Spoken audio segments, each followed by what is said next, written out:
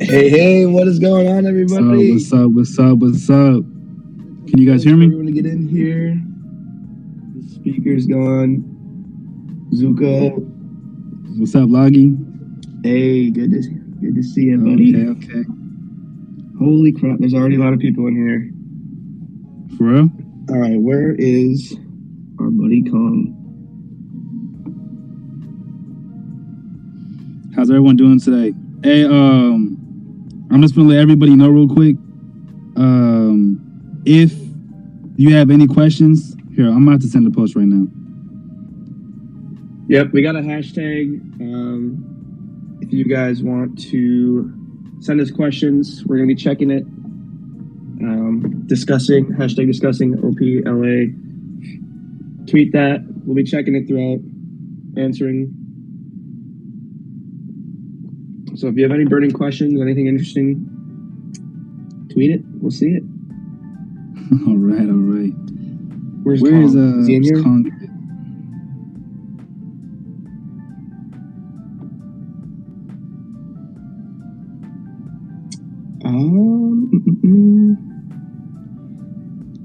Z, can you speak right now? Oh yeah. So hey everyone. I go by Z on the internet. I'm known for being an Instagram account called One Piece News Alert.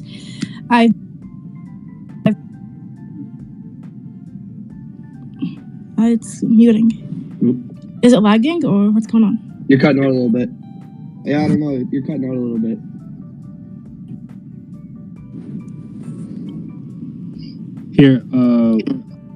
Here. So the main speakers are gonna be me, Kong, Loggy, and then we have special guest speakers like Z and other people. I'll introduce myself real quick. My name's Zuku.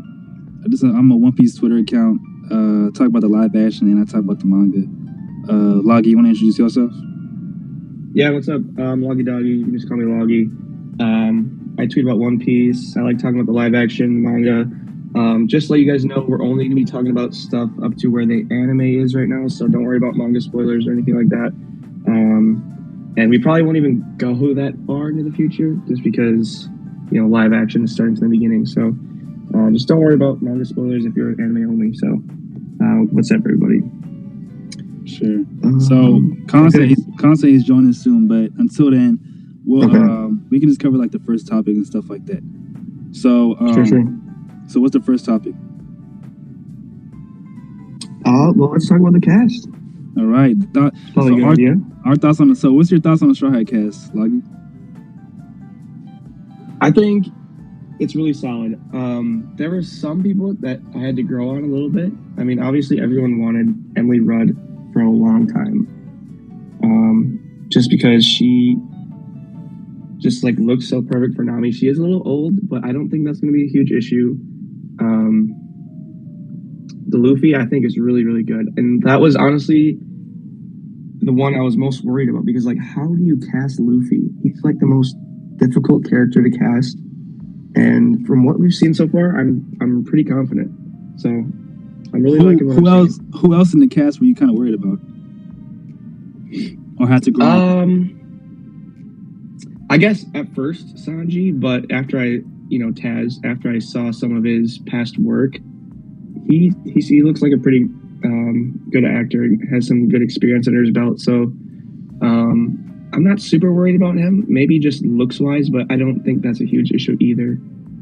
I mean, Zoro, McKenyu, jeez, that guy with the sword, don't have to worry about him at all. I'll say this, man. Totally. Anyone that knows me knows how worried I was about Taz Skylar as Sanji. That caught me left guard. And then, but I'll say this, I don't even tell too many people about it, but Taz as Sanji has really grown on me. I'm legitimately excited to see him as Sanji, because Sanji is like debatably my second or third favorite Straw Hat next to Usopp, and my number one is always gonna be Luffy. But Sanji's always just been up there. Like, I love his character. I love everything about his character. So his casting is needed to be spot on for me. And you know, I was a little harsh on Taz, but I don't know. I like after seeing his interviews, I just seen him really care about the character and what could make the character so special and everything. Like, I'm more open to him having a role and just seeing how far he can take you. And what's up, Kong, for coming in? Oh, go ahead, Zeke. Sorry for coming in late. Twitter was just kind of annoying. But then again, you know, I agree with what you were saying about Taz. You know, you should have seen he was practicing kicks on his Instagram stories and cooking. You know, so he's putting in the work, you know? Yeah. That's what we want these fans love. I too also had my doubts about Taz when I first saw him, because when I looked at the cast, I saw Luffy, Usopp, Nami, McKinney. I was like, oh yeah, totally makes sense. McKinney, Japanese, obviously. Emily, like, I've been rooting for her since 2019. And Inaki, he looks just like Luffy, and I love Jacob. And when I saw Taz, I was like, Sanji, he looks too like cool for Sanji. Like, I don't know, like he looked like. But then, like, after I read his interview and actually, like, kept up with him on his Instagram updates, I definitely could see Sanji in him. And I'm really excited. Now he's, like, my favorite out of the One Piece cast. Oh, that's, yeah, if anyone doesn't know a ton about Taz, you should definitely look up what he's been in. He's been in a lot of plays, but he had one short film that I believe he directed, and, like, he shows some really great emotional range in there. So I think he's going to be a great Sanji, and, like, he's super fit.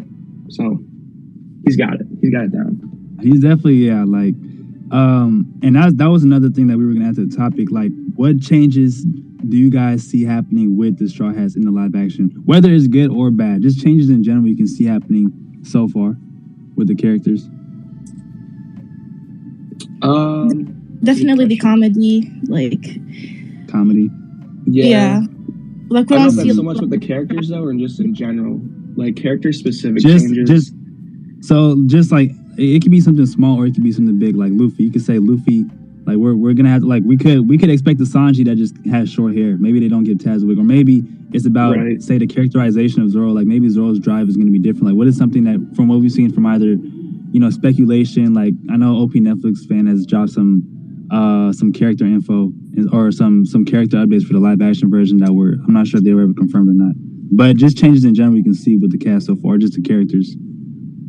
Appearance-wise, I mean, Sanji's hair, I don't think it was ever really going to be practical to have half of his face always covered by hair.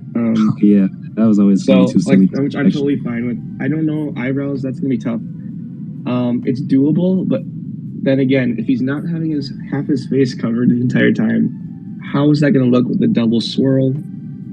I don't know. I'm sure they'll try it. They'll try everything to see how it looks, and maybe they haven't even decided yet. I don't know. But that's going to be interesting.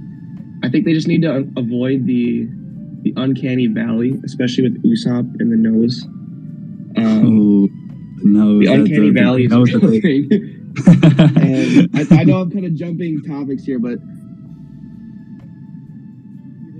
later if you want. But yeah, that's definitely going to be an interesting choice to see what they decide on.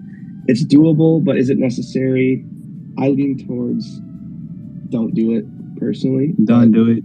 Yeah, there I are think people out there that think it's necessary. Go ahead, Z. Oh, I said it's definitely a break or deal with the nose. Like, I don't know, like, how well it's gonna translate into live action, and I don't want One Piece to look goofy. Like, I want it to be One Piece, but like its own identity. And it's fine if like changes, like characters' features get like changed, because we all know One Piece characters, like, they come in all different shapes and sizes, and like you just can't see that into live action. So like we have to adjust to like reality when it comes to adapting One Piece. Right. My but then again, some people say that, you know, that goofiness, you know, is needed. So Usopp's nose is needed. So like some people, I've actually heard people say that without that nose, they may not watch the show. So like that takes away Usopp's character, the nose. Yeah. My thing is simply, I look at it like okay, so let's say they do nail the nose. I know, like, in the manga, like Surah Village, when Oda was drawing Usopp's nose, it wasn't as cartoonishly huge as it is now, or like as it is in the anime. Like it was sort of like just very like pointy, like and just like there, but it wasn't as big. So if maybe they take some notes from that and they just do something with the nose, but it's just not so like exaggerated that it just looks corny and everything, then sure they can do it. But I'm a person that I'm just like you know, if they can't do it, I'm not gonna stress, because I don't think like it's not destroying the show. Like the show is not like this isn't robbing Usopp of his identity. Like no one. I'm not gonna say no one thinks of a long nose when they think of Usopp. Obviously, that's a lie, but like no one, like Usopp's character isn't robbed just because his nose isn't just cartoonishly huge. I agree. Yeah. At the end of the Right, day, and like, the character's personality matters. Sorry for interrupting. Oh, that's no, cool. you're good. Yeah, it's just like, what do you lose from not having it? Like, sure, the Pinocchio symbolism, but like, is that really worth it? Because like I just see the risk being a lot higher than the reward of that. You know, like I just see there being such a high chance of it looking super uncanny and just off-putting for a lot of people that don't know One Piece, especially for the first season. Right? You don't want people to be off-put in episode 3 and be like, "What the hell is this show?" Bro, I The need thing some with pickles, man, Usopp- already. The thing with Usopp's nose is simply like, I look at it more of like an artistic decision by Oda. Like Crocodile being 10 feet tall, Doflamingo being 10 feet tall, stuff like that. Odin being like 15 feet tall, or however huge these characters are, when at the end of the day they're just normal humans. Like these are more artistic decisions to make some characters just look big compared to Luffy, or just look big in general to show off their might. Like Usopp's nose is an artistic decision just to show off that he's a liar, but Usopp doesn't need to have a huge nose just to be a liar. Like there's other characters in One Piece that lie and don't have giant noses. It's just, it's like I feel like some people just overthink it. But yeah, like Right, and I think it also just goes back to Oda's art style, especially in the early manga. He tried really hard to make all the main characters look pretty distinct.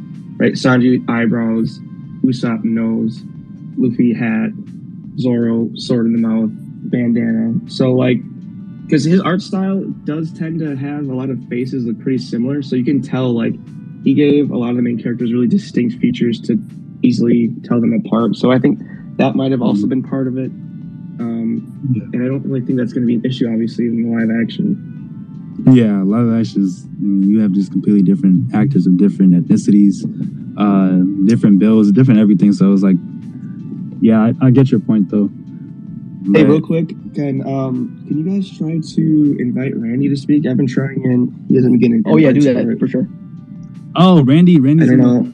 Yeah, he's on desktop, so I don't know if he's okay. having some issues with that. What's up, Randy? Here, I'll send him an invite real quick, and let me. I tried it, but it wasn't popping up. And the next thing we're gonna do is go. So what we're doing is we're going over topics and we're going through the hashtags. If you have a question that you want us to answer or discuss, just type in your question and post it with discussing OPLA in a hashtag form. So we'll do that. Yeah, let's take a quick. look. Let's pin one right now. Let's see. Okay, here we go. From Barto. I know this guy. What did he say? Which arc are we most excited to see adapted, now or in the future? Oh, so I have somewhat like two answers. I'll let you guys go first though. Look, my answer Okay, has always been Skypiea. It's like Skypiea, the interesting, landscapes, you know, the Sky Island. Uh-huh. Just imagine seeing the visuals of that in live action. You know, I'm gonna be in awe. I know that for sure. So I'm waiting for that for sure. I mean, even just Eno's powers realized in like live action. I get some good lightning VFX. Yeah, it'll be like Thor in Infinity War when he arrives. Right. It'll be crazy. Yeah. Dude, oh man, when he does that, bring me Thanos slam to the ground. Oh man, that like imagine that with now. Mm-hmm. That'll be fire. Or like even Electro in the most recent Spider-Man. Had some pretty cool lightning effects and stuff. Yeah, Electro looked great in No Way Home. Yeah, so they could definitely fall into that. Yeah, I feel like and actually like I think a lot of just the Logia users. I've seen people really like get scared about how Logia users are gonna look in One Piece. I don't think it's gonna be that difficult. Like, no, I think Logias are gonna be the easiest. Yeah, honestly, I actually think they'll be the easiest like power users. Like we've had Logia, we've had people like Sandman. Sandman is like a different version of Crocodile, and we've had him done correctly. Like Spider-Man 3 has aged really well, like effects wise to this day. So I don't think it's really going to be that much of a problem. But Loggy, what about your favorite arcs that you want to see get adapted? Well, I think just in my mind right away is Alabasta, just because seeing the show get to season 2, I think is going to be super important. Just because Alabasta is really the first archetype arc of what One Piece really is at its core. The characters that are introduced, we have Ace, Crocodile, Smoker Returns, just seeing the country of Alabasta and just how that long-running story really culminates at the end of the, I guess, season it will be. Just because before that, East Blue, you know, it seems like One Piece is more of an episodic adventure. But then once you get to Alabasta, you kind of have this story that arches over a couple different arcs. And the culmination of it is just really awesome to see. So I think that's probably my most anticipated. I just really want season 1 to succeed so they can get to Alabasta, because I just think that'd be awesome. Bro, I know completely what you're talking about. It's crazy. What about you, Z? Oh, I too agree with Logie. I was just about to say Alabasta for me. Not just because it's my favorite arc. I am like really looking forward to see the rebels and the royals battle. Like imagine, like when you see in Game of Thrones and the battles, like imagine that battle happens in One Piece live action. It's gonna be like really epic, and I just can't wait to see that in live action. That's like what I'm anticipating, and hopefully One Piece get renewed for a second season. Yeah. So for me,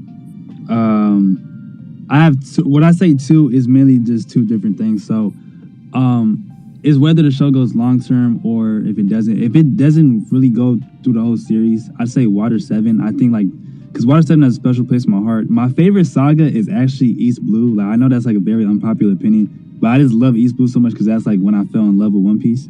So that love is kind of just held on to me, and just so if season 1 is successful, then I'll be more than satisfied, and then I'll just accept everything else. But like, bro, it will be trust the team.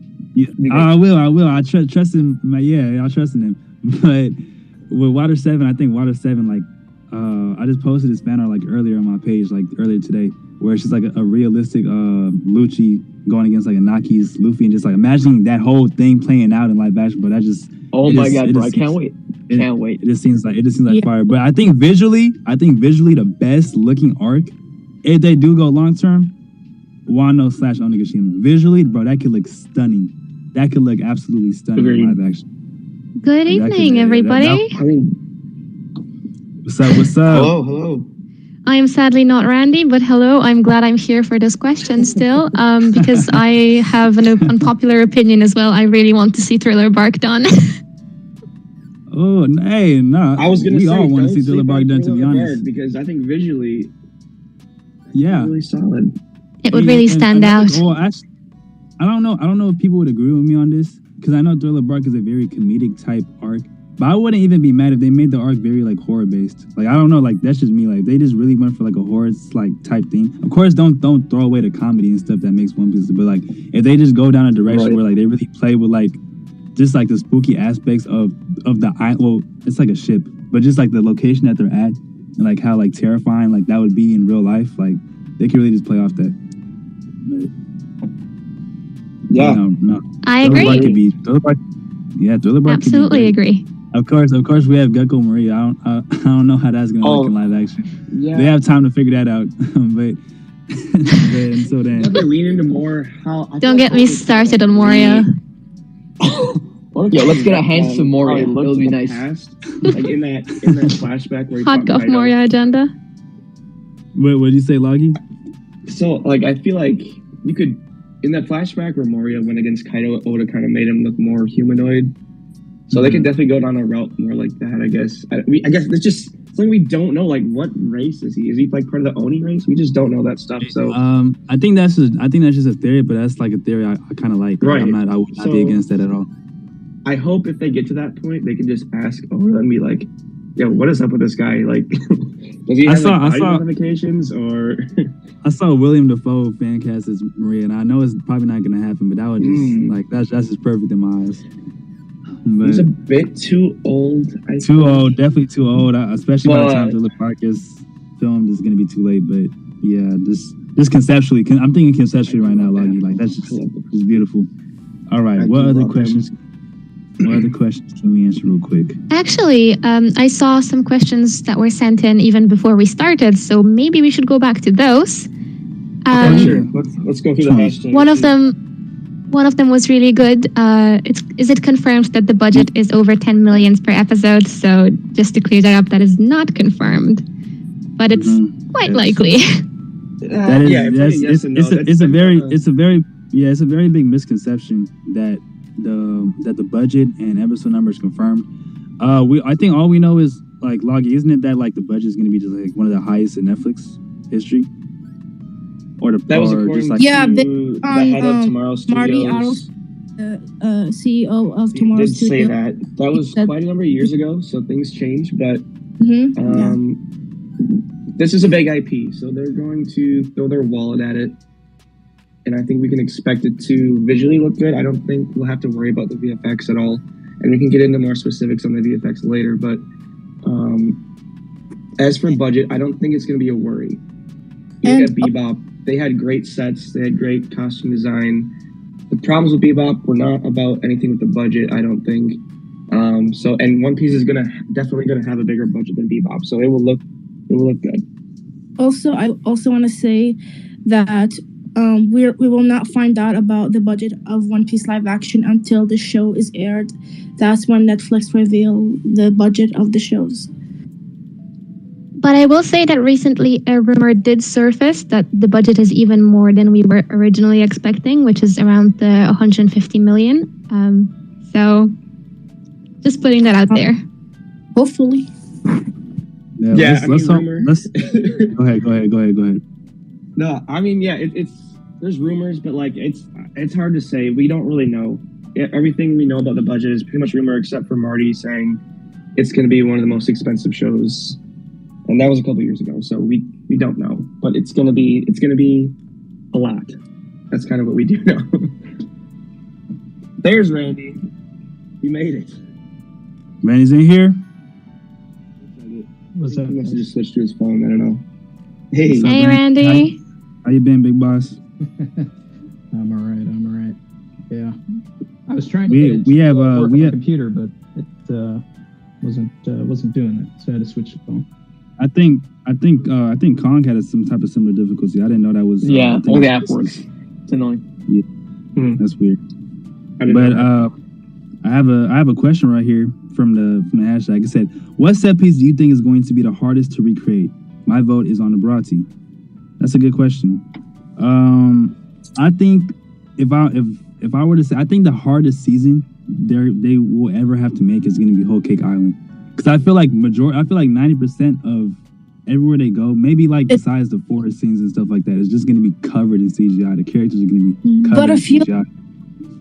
Alice in Wonderland movie, I haven't watched it, but like I've seen a few clips of it. They did a perfect job doing that movie, and it looked just like Whole Cake Island. So if they could take notes of that production, I think it would be perfect adaptation of it. Is that I think that Whole Cake Island is actually would be a lot of set work. Yeah, there would be some CGI elements with the homies and all of that, but a lot of that, if you just get you just kind of let a production design team run rampant, you can just have a bunch of sets and just fake looking. It's not like they're going to make all of the food CGI, just the food with faces. So much like Thriller Bark, it's just going to be a lot of set work. Do you think Whole Cake is a runner for most expensive season the show could like face, or do you think it'd be like more? Ennie's Lobbies and I think that Water 7 and Ennie's Lobby could be. Is definitely up there for most expensive. Skypiea. Oh, I forgot most of Skypiea is going to be.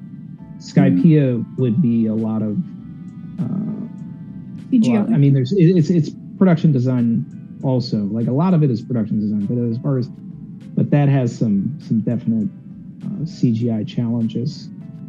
Mm-hmm. As far as what they're going to do in the first season, I think the most difficult thing they're going to come across is the Baratier. Filming, just filming wise, because so much of that is on the water, in the water, above the water, through the water. Everything else is on an island.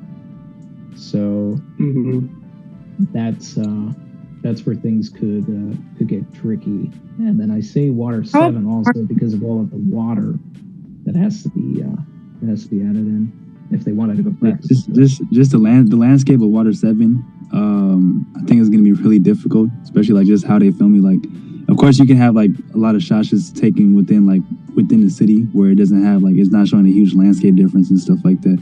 But just finding something similar.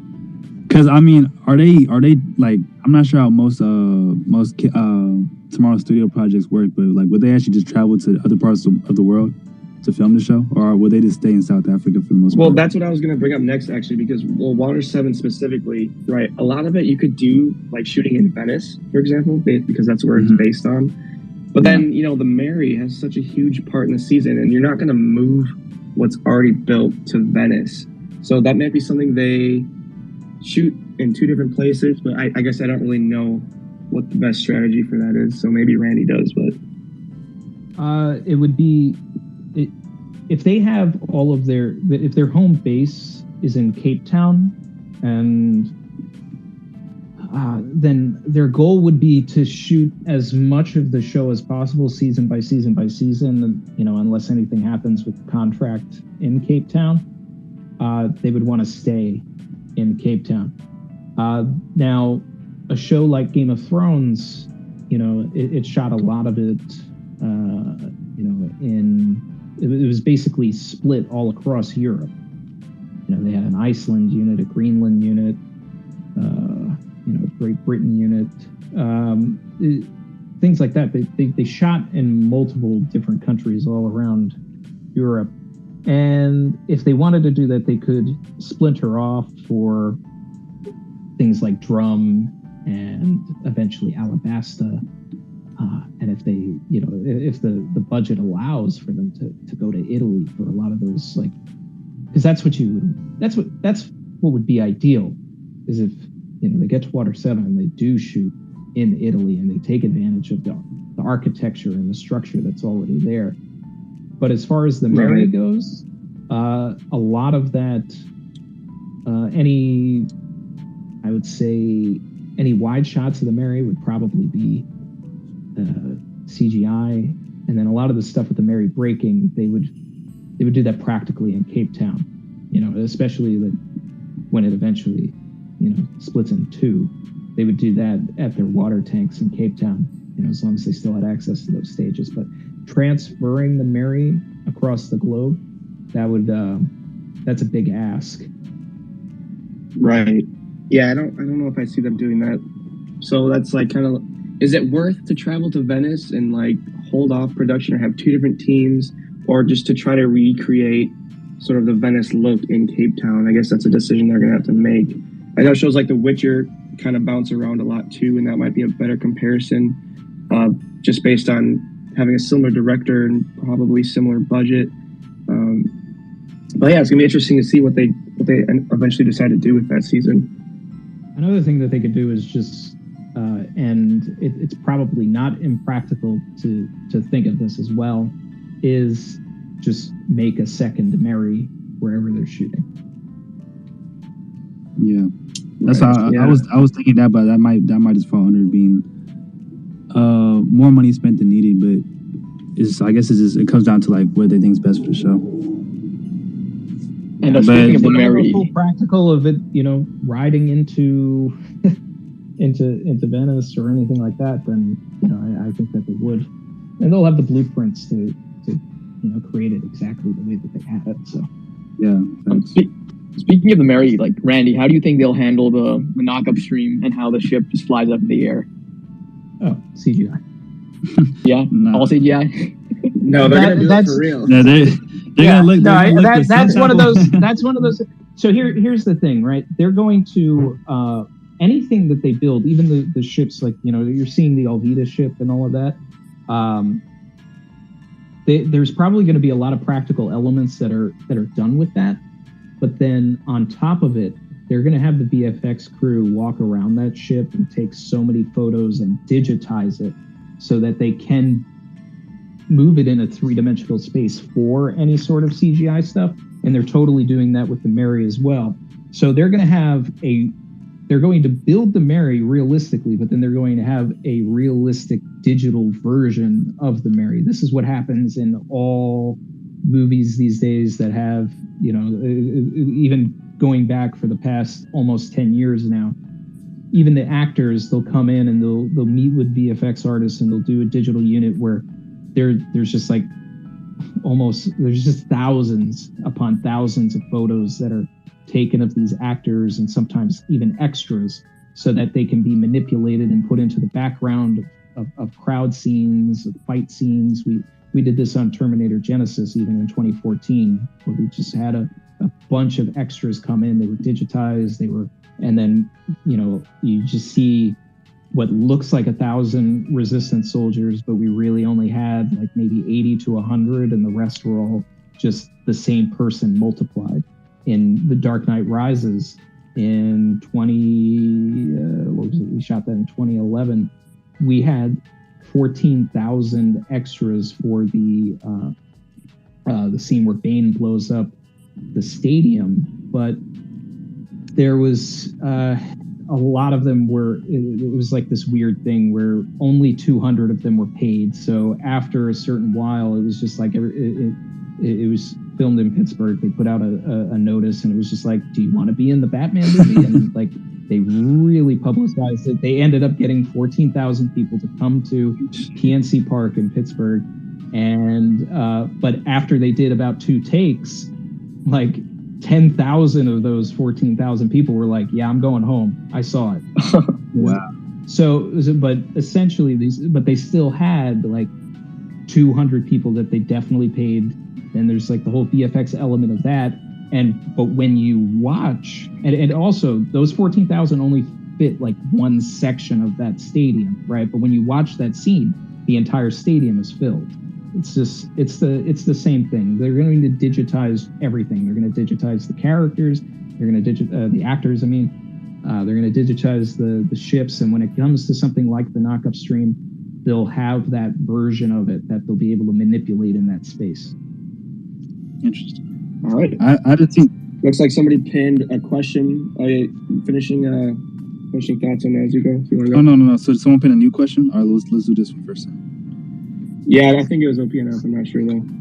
The one that they sent was, do you think they'll stick to 10 episodes a season? I think throughout the show they'll be able to change that up, wouldn't they? Even though most Netflix shows, I'd imagine. Oh, go ahead. My thing was lagging. I'd imagine it would be difficult to get different amounts of material because all the arcs have different lengths into the same amount of episodes. And hopefully they're going to be able to give us more episodes per season. And I don't mean like 20, 25, but maybe 12 for Alabasta, if that's what Alabasta demands. Maybe I'm talking out of my ass, but I'd imagine that would be the case. That would be great. That'd be great. Yeah. I thought the question was about this whole like 8 or 10 episode thing. I thought it was too, honestly. I see them sticking to 10. Maybe it is. I know there has been some quote unquote rumors, but I don't know. We've seen that they wrote 10 scripts. I don't think that they would have changed that. I hope not. I've said this a bunch of times, and I mean, like, maybe I am wrong, but the on Actors Access, which is a public site for people to get acting work and all of that there, and there's a private area of it as well for managers and agents, but they had put a listing out for a young Zoro, flashback Zoro. And on that, the contract was 8 episodes. Now, what that tells me, just based on experience, is not that they're only shooting 8 episodes, but that particular actor is contracted and will probably be held and paid for 8 episodes. So I think that some news outlets took that and ran with it and thought, maybe because of Cowboy Bebop that they got their episode order cut. But it's like One Piece is one of, if not the biggest franchise in all of anime. And it's like, just because something else didn't maybe resonate with as many people as they had hoped, they're not going to just instantly pull the rug out from One Piece. So I think if they were contracted for 10, they have 10 episodes, they're going to shoot 10 and see what happens from there. All right, I'm glad to hear that. Nice. Yeah, that's even though I don't think 8 episodes is impossible for the East Blue Saga, I just would really vote against it. But I mean, I think they know what they're doing at the end of the day. So I'm not really too worried about the episode count, to be honest. If you think about One Piece, when during the characters' fights, Sanji, Zoro, Luffy, they always like, especially Zoro, he always like during East Blue arc, he always has flashbacks to his childhood fighting and training. So I feel like that's what's gonna happen. Like maybe during the fight at Arlong, he gets a flashback and then he gets up and That's exactly why they would contract the young actor playing young Zoro for that many episodes. Not that they're going to necessarily bring them back to shoot more footage. They could, but it's more so that when they're hired and they show up on set, the call sheet will probably say like episode 2 or episode 3, right? But then when they're watching the show, you'll get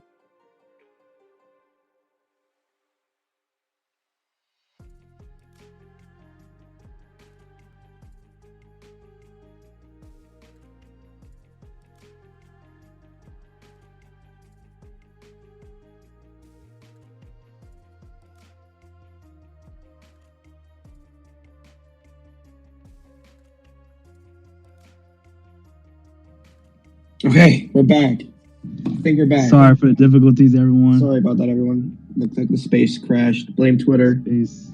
God, Twitter. Oh, it's cool though. We're back. We're back live. We're back live. That's all that matters.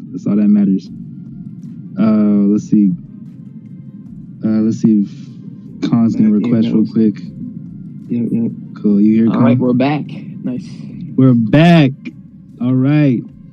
We didn't miss anything. I'm not a co-host. Can someone invite Randy back? He was right in the middle of a thought when it went down. No, Randy's back. Well, we'll wait for One Piece Netflix fan to make us co-host again, and then we'll start accepting speakers and stuff. So, okay. Damn, I'm not gonna lie. I was trying to figure out what happened. What were we talking about again? Randy was talking. God, my mind went blank. I panicked. I forgot. He probably remembers, so when he gets the speaker, it'll be cool. Here we go. Yeah, he'll remember. Hey, guys. Hey, Randy, sorry, you want to continue your thought? Yeah, we crashed for a second there. What I was saying was we were carrying too much heat. That's it. Go ahead, though. Yeah, man, we were just giving too much game away. When that kid shows up to set, it's going to say, either episode 2 or 3, but when he's watching the show, it may, he may get to the Mihawk fight, he may get to something in Arlong Park, and there's a flashback, right? But he didn't show up, he didn't shoot anything that day, and that poses a problem later. If the kid's in the union or anything like that, he can call up and say, hey, they used my likeness in this episode, but I wasn't paid for it. And then, that becomes an issue. So to avoid that, shows will often contract someone that they know they're going to use in flashbacks and, et cetera, and just give them a bigger episode count. So they're just covering themselves. The flashback isn't going to play in the first or second episode, maybe. So that's why it's only for 8 episodes. And then they have the flexibility to put the kid wherever they want.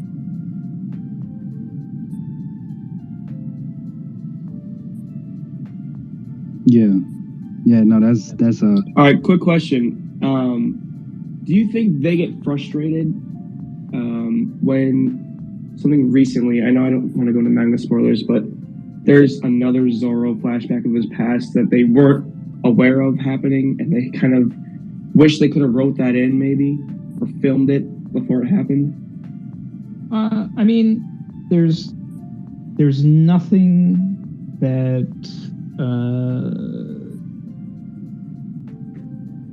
if they wanted to be cheeky, they could go ahead and just hire an old man to sit on the edge of a cliff, and then that's enough foreshadowing for that.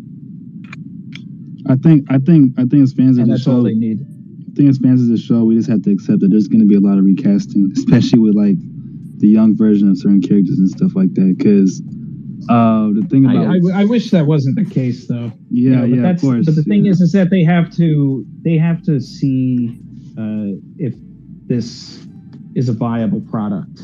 Mm-hmm. Not, we all know that it's, it's got the everything that it has everything there to be great. So it's gonna go piece. Yeah. Exactly. But for them to devote all of that time to, while they have the kid that's playing young Sanji, while they have young Ace, young Luffy, like doing some stuff with young Ace, Sabo, etc., the ASL flashback, so that you don't have to recast. Because that's the thing too, is that most people are probably not going to watch right at the first season. They're going to wait until it collects some seasons, and then they're going to binge it. Mm-hmm. And that's when all of the recasting is going to be noticeable, and that's when it gets confusing. True. Yeah, that's. I remember you said in one of your videos, Randy, you were like, if it were your choice, he would have filmed the ASL flashback and Germa flashback, like in season 1, is just staying like consistent with the cast members and everything. And I would do that too if I could, but I think like at the same time, wouldn't the quality of the flashbacks be very different from say like 10 years from now and stuff like that compared to like the season they'd be? Oh yeah, I mean there'll be different cameras and all of that, but at the same time, it's a flashback. Mm-hmm. You put it, it works, yeah. Correct it to match, and it's going to be fine. Yep. There's so many callbacks in the series anyway that if they stay true, and at certain moments they should be putting clips from older episodes to remind the audience. And that's something that say a show like Game of Thrones never did, but probably should have. And that's also a show that ran for a really long time, recasted a ton of people, and it was very confusing. Yeah. Right. They even had a character, I think, recasted as like another character. Like they used the same actor. I can't remember what character it was, but that was super confusing. Yeah. That's what it was. Okay. I think One Piece Netflix fan wants us to answer some people's questions here, so let's segue into this one. Go ahead. Let's answer this one question. That caught my interest like a couple minutes ago. But it says, any ideas on how the story pacing might work? With One Piece being so long, I'm sure they will speed through the story, but make sure not to leave out important details is key to making this work. So, from how I'm getting this is like he's asking like, how are they going to pace this, and what are the potential things they could take out?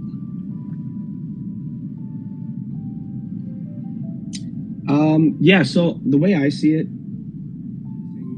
obviously it's going to be pretty fast, especially if you're a One Piece fan, you're not used to fast pacing. But like things like fights go on for a really long time because it is a shonen. So like fights are a huge aspect of the manga and the anime. Yeah. And I don't really see that being the case in live action, like a fight going on for more like 3 episodes. That's not going to be a thing. That's not a thing that just happens in live action. I agree. Yeah, it's just like fights aren't going to be like right. So 40 that they can long. save time on that, and still choreograph it to be amazing. And there'll be other things that obviously get shortened, like for season 1, for example, Gaimon. I'm sure they can cut things like Pearl and the Meowbon brothers. Oh, such a travesty. Hey, if they include you can definitely get rid I of think Pearl and that the would Meowbon make for brothers. some amazing memes. I think I just need those cat brothers out of the series. I don't know how they're gonna do it. I don't want to. I don't know, like, or they're just gonna have to change up their entire characters, because I feel like, I mean, I know One Piece is a goofy series, but I think some characters, like, this is me being as live action optimistic as I possibly can. I just think some characters are just not gonna fit in with the series. Like, they're just gonna stick out a little too much. Bro, what are you talking about? They're like all-star players. They're like Cat brothers. They carry the East Blue story. I know, but we're gonna have to make some sacrifices. But Personally, when it comes to, go ahead. Okay. So personally, when it comes to the question, I do not mind if One Piece goes faster with pacing. Like recently, I binge watched Water 7, and I enjoyed how, like, Luffy, like, I know it was long, but it was like, because I was binge watching it, and it was faster, so I got with the fight. Like, when we're reading the manga, it was longer, but when watching the anime, it was like faster. So I enjoyed it that way. So personally, I don't mind. Especially, there's a lot of like gags in One Piece that like Oda like stretches that I feel like they should like cut out if the story or the show progresses. Mm-hmm. I think my whole thing with the series and everything, I've seen some people say stuff like, with the Skypiea season, just because Skypiea Saga is only like 80 chapters, they should throw in the Foxy arc at the end of it. They should do this with them. And me, I think personally, I want each season to just be thematically like accurate, because I feel like each season should just be its own story, because that's kind of how Oda writes the sagas. So there's not like, only time I think I've ever liked the idea of like making different arcs in one season is maybe the end of Saboti, just Saboti. I think most seasons should just stay thematically in check, because I don't know. I feel like it's like some moments would just be a little too awkward if you sort of just mix and match with them. True. But like, speaking of pacing, do you I think they should definitely end it? They should definitely end a season with the archipelago. So if they're doing Thriller Bark, that's the way to leave everybody hanging. Definitely with Saboti, they got to put at the end of Thriller Arc, just because Oda set up that whole thing with Moria, how he lost his crew and was saying like, you're not ready for the new world, and then that actually happening. So those things got to be together, and I know they're gonna have to make some tough choices with where to split up the Summit War saga, but I think technically Saboti's in it, but I think they should put that at the end of Thriller Bark. I think the Summit War season, going from Amazon Lily to like the ASL flashback, I think that's like a good. I feel like it's not too much, because when you add Saboti with it, then you can sort of be like, okay, maybe the season has too much to cover. But if you just start at Amazon Lily and you just covered like to that point, I think like it's a decent amount. Like, I don't think they're pushing for too much, or it's going to be like too crowded. Yeah.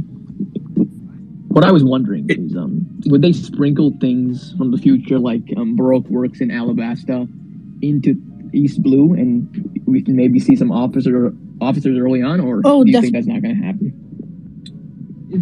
I can't imagine that they wouldn't put little cheeky stuff like that for us in there, and I totally see stuff like that. And I mean, I don't know how much we want to get into like leaks, but there was that old first draft script from years back where they plan to show Zoro killing Mr. 7, I believe. Genius. Like in season 1, in his introduction. So, genius. I mean, totally don't know if that was a real thing, and it was super long ago, so lots of could change. But that's where their minds are, if that is true. So they are thinking of that stuff. If that wasn't real, I would also just feels that. Well, go ahead. I real, because Greg translated it live in 2018 of Oda's editor. It was Sugita and Naito talking about the meeting with Matt Owens, and they said that he brought up ideas that Oda was shocked, and he was like, "Oh, you want to use this in the story?" And they said he has like a lot of knowledge about One Piece more than the editors. So I feel like that kind of confirms the Mr. 7 and Zoro fight. I don't know if you guys remember. I'll go look for it and put it on the Jumbotron. No, I have faith. If that Yeah. draft was real, then I have more than enough faith in Matt Owen's writing for the series. There was only like a couple things I had an issue, which was I guess like more of like Luffy's characterization. But I think like I'm not too worried about that at the end of the day. Like, I think that's like I said, it's the first draft. The only thing that needs that I'm not really gonna. I read it, but I'm not gonna really talk about much of it. But I know that it did accidentally list Garp as an admiral at the time of Roger's execution. I'm sure that got fixed though. Yeah. Right, and even when we discussed in our channels and on Twitter a lot, Steve Maeda made an Instagram post of his desktop screen. It was like almost calling us out, saying it was a quote. I don't know if it was Shakespeare or whatever, but saying the first draft of everything is shit. So like, don't overreact. Like, he was, and that's why in anything that I've put out about the live action, I've never used the draft that came out as like anything to judge what this is going to be or anything like that. But I did read it and I did like it. Yeah, that's the thing. That's the thing too. Like, I mean, we'll switch the topic from the draft. Like after the draft was like legitimately good, and that's the first draft. I like. That's why I'm not really too worried about the writing. Like that was honestly in good. particular that scene with Mr. Seven and Zoro. That genius, and just ideas like that. Sort of like how the anime introduced Nami in a different and new way, but it still sort of foreshadowed like what her character would do later on in the series, where she's like sort of disguising who she really is, but then we learn more about who she is and everything. Like, if they like do stuff like that, then I would absolutely love it. Just like because you have so much material to just go off of. Well, here's the thing: is that generally when you're making a television show, the goal is to introduce as many main characters as possible without derailing the story in the first episode.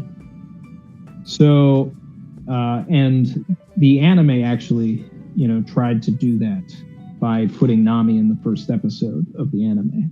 So there is, and with the emphasis on the Miss Love Duck ship and all of that, I wouldn't be surprised if Nami is like incorporated in some way into the first episode, and then there could be like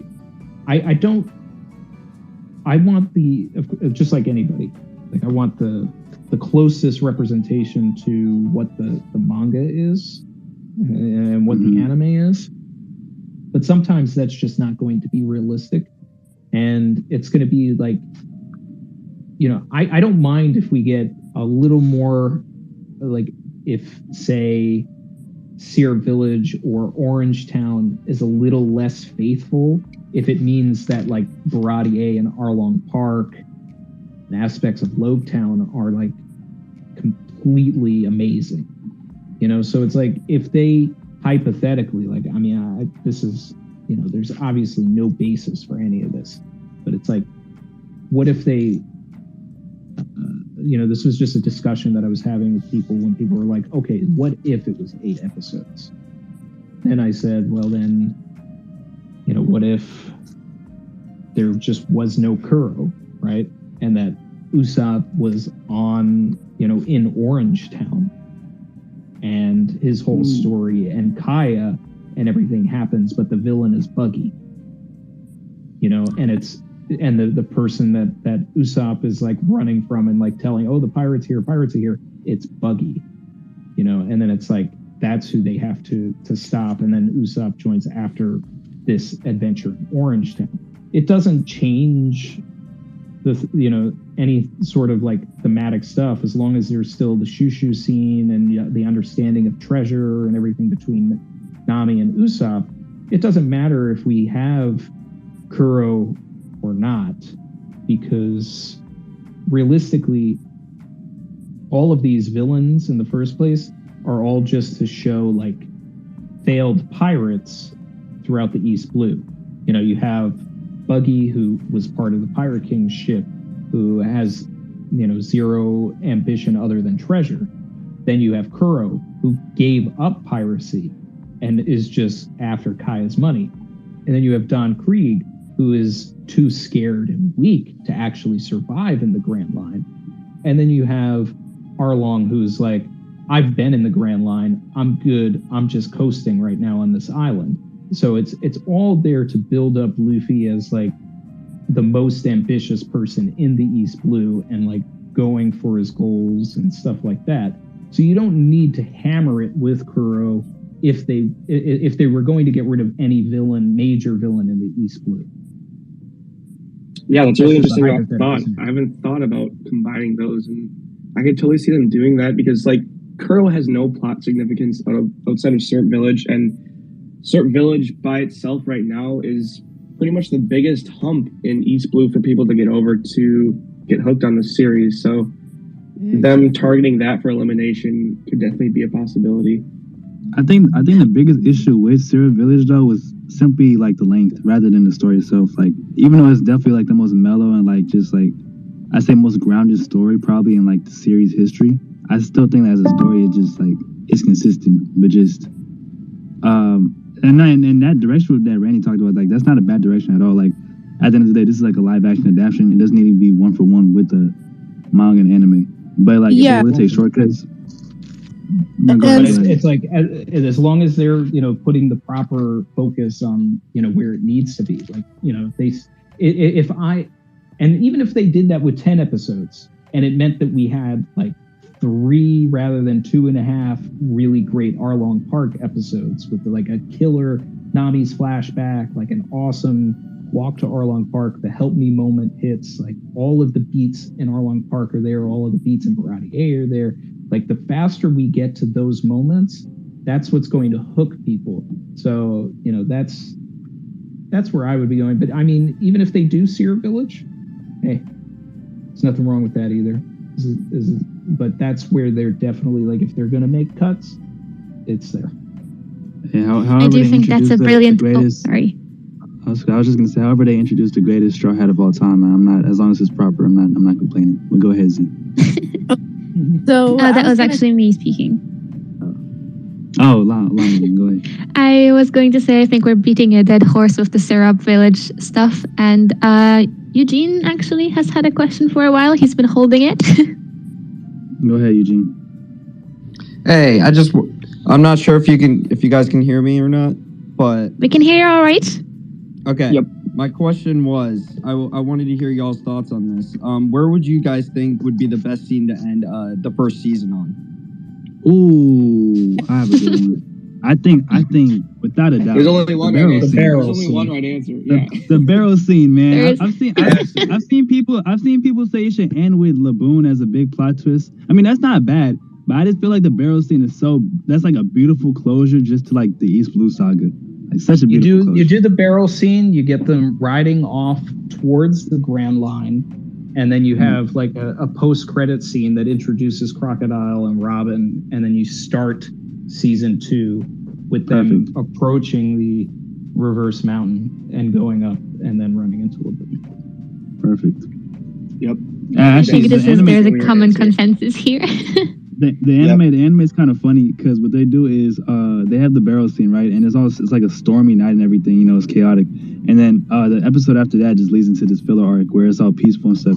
And right when the filler arc ends, it goes back to that stormy weather where they're going up the end. Like it's sort of like a reminder to you, like, all right, this is not how the story is continuing off like where it left up, but like the barrel scene was just a closure to the whole East Blue story right there. My favorite part of that filler too is just how like Zoro says, "Oh yeah, there's I can totally cut steel." And it's like that's a huge plot point in Alabasta. Like, why did they put that in? And Yami straight up kills a guy when they're riding down Reverse Mountain. That like filler sickle guy. He has a devil fruit, and she just kicks him into the ocean and just straight up kills him. Oh yeah, body count. So, can I say something? I'm also. Oh, sorry. Go ahead.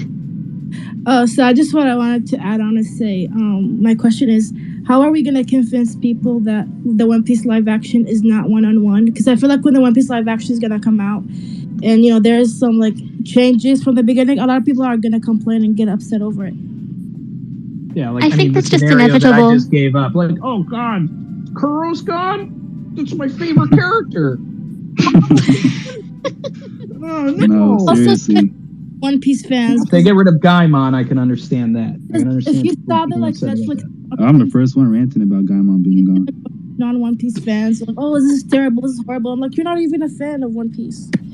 Like, why are you like, So I feel like a lot of people who aren't fans are gonna like trying to like ruin it as well. Just like jump. Those type of people you just have to ignore. I mean, at the end of the day, it's just there's gonna be people complaining just to complain. Like we all know how terrible the reception and reputation of live action animes are. So I mean, I've even said this like in the Discord server where I'm just like, even if this first season is like a 10 out of 10, like let's say like literally it's just like it's an amazing piece of art, I promise you, it's still gonna be a league of people hating on it just because it's live action. And if they, let's say, I think if they go probably 2 or 3 seasons where it's just spectacular, it's just amazing, then the stereotypical live action hate is probably going to tone down. But I think even after the first season skyrockets and is great and everything, it's still gonna be just people hating on it. So it's like you have to learn to just not pay attention to them and just.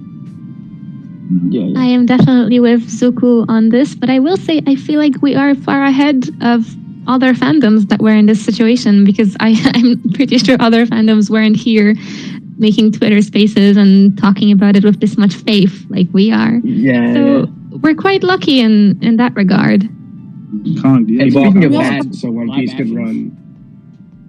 We have a new question from Twitter, actually, from One Piece Live Action News, saying, how good does the OPLA need to be to convince One Piece fans not to give it the Cowboy Bebop treatment on Twitter?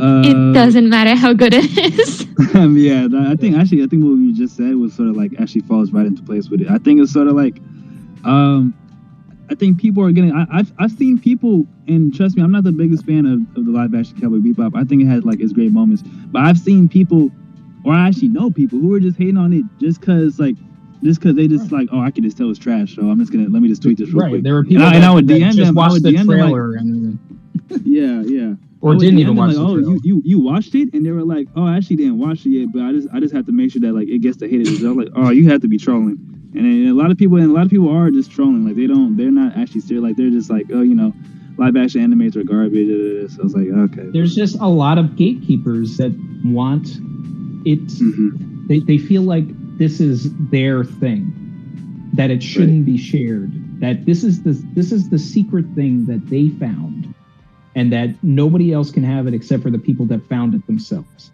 It's like they're treating it like the One Piece. It's like, hey, I put all the poneglyphs together. I traveled the Grand Line. Now you're going to put this on Netflix for everybody to see? No, I don't want that.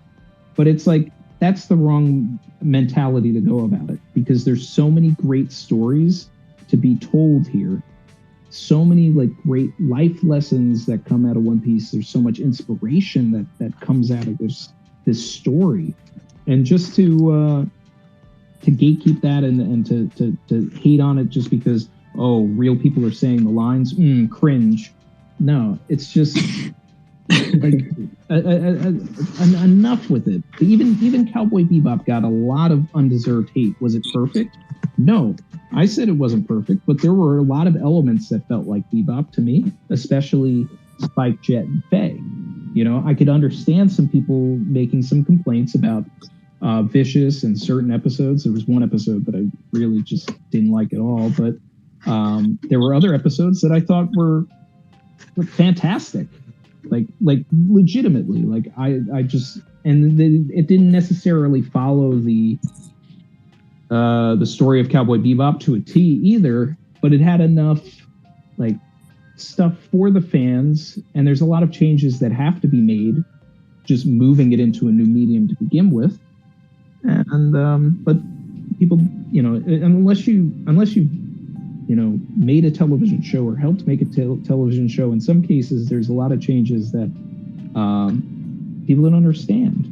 And that's so corny, like trying to gatekeep the most number one selling manga of all time. Like I don't get the idea that people just like it's I don't know, but just in general, like sorry. No, go ahead. My bad. Didn't mean to cut you off. There is just one interesting tweet that I saw earlier that I'd like to bring up and clarify some things. I don't know how to pin it, so I'll just read it for you. But Rue said, I don't think you guys should really cut out Kuro. You never know who Oda brings back. So I'd like to just clarify two things. First of all, none of us here are actually associated with the production. We are just fans. We just have OPNF here with a following, and some of us run a server or are YouTubers. We're not in charge. This was just us discussing possibilities. And secondly, as for you never know who Oda brings back, just in case you guys don't know, Oda is actually in on this. Oh yeah, and right. It would be a conversation that would be had, like, hey, if we cut Kuro, Oda, is that okay? And he would say yes or no. I remember so Matt Owen don't worry about that.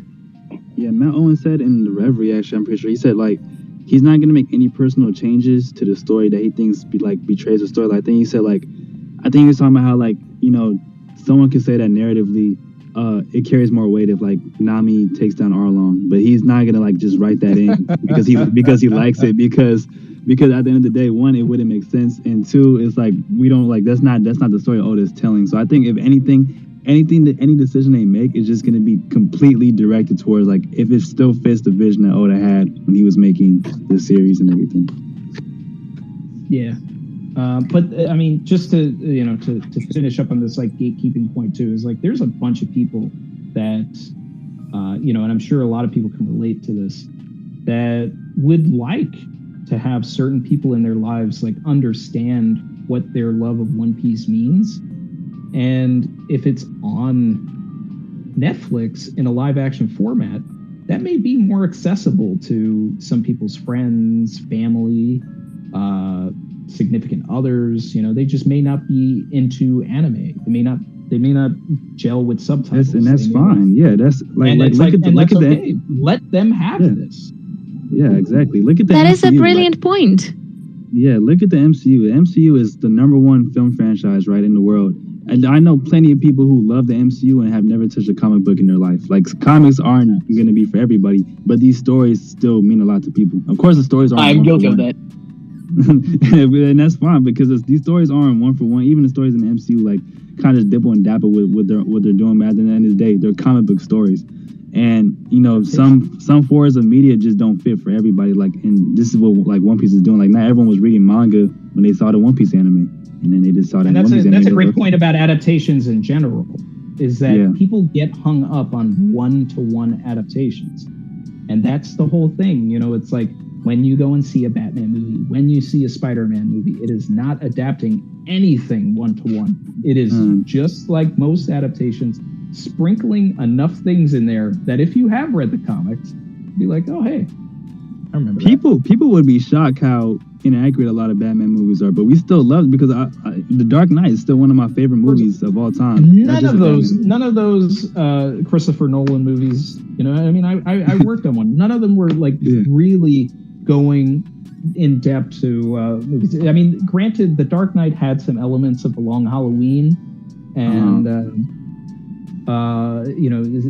Batman Begins was, like, inspired by Year One, but it didn't really have anything of Year One in there. Granted, in The Dark Knight Rises, it did sort of pull Selena Kyle's, like, backstory from Year One, but other than that, all of those Batman movies in the first place were literally Christopher Nolan taking a billionaire and putting him against terrorists in a post 9/11 world in America, and then just called it Batman.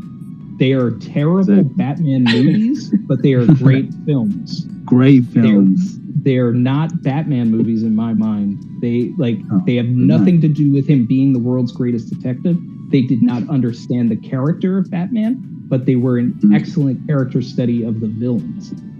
No, I want to totally agree. People forget how much of a detective Batman, like, just being a detective is in Batman stories and everything.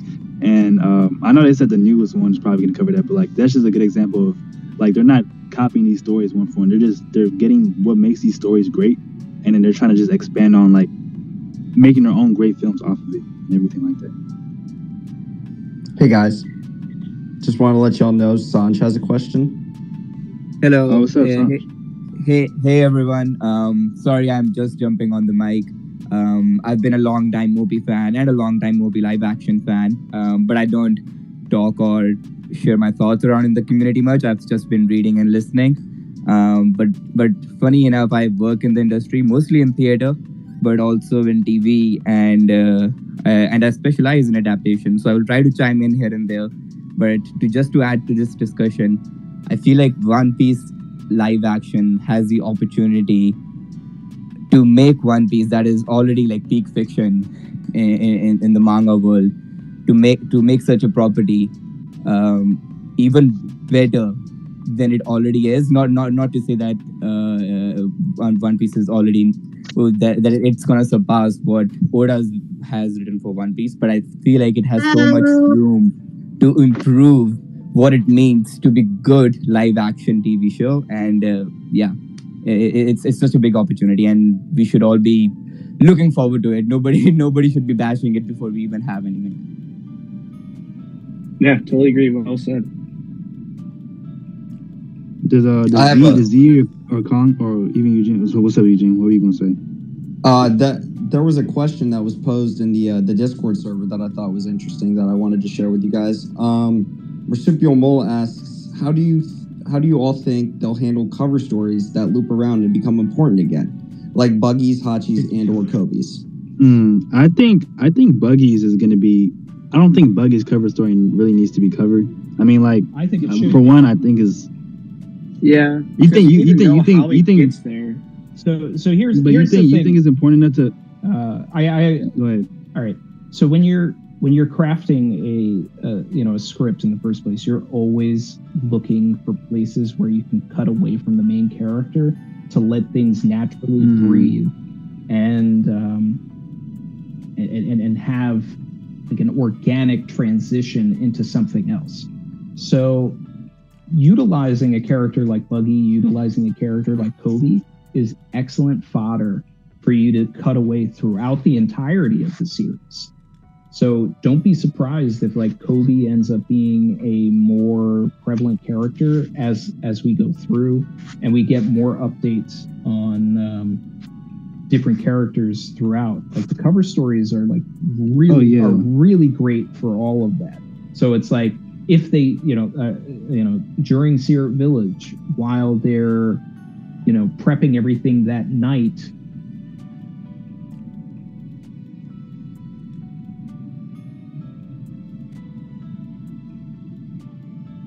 Nope. Did he cut out? Was that just me or did he cut off? No. Yeah, he stopped. I don't know what happened. Oh. Okay. Oh, he's okay. I think he disconnected. I think he'll come back. He went back to a listener. Yeah. All right.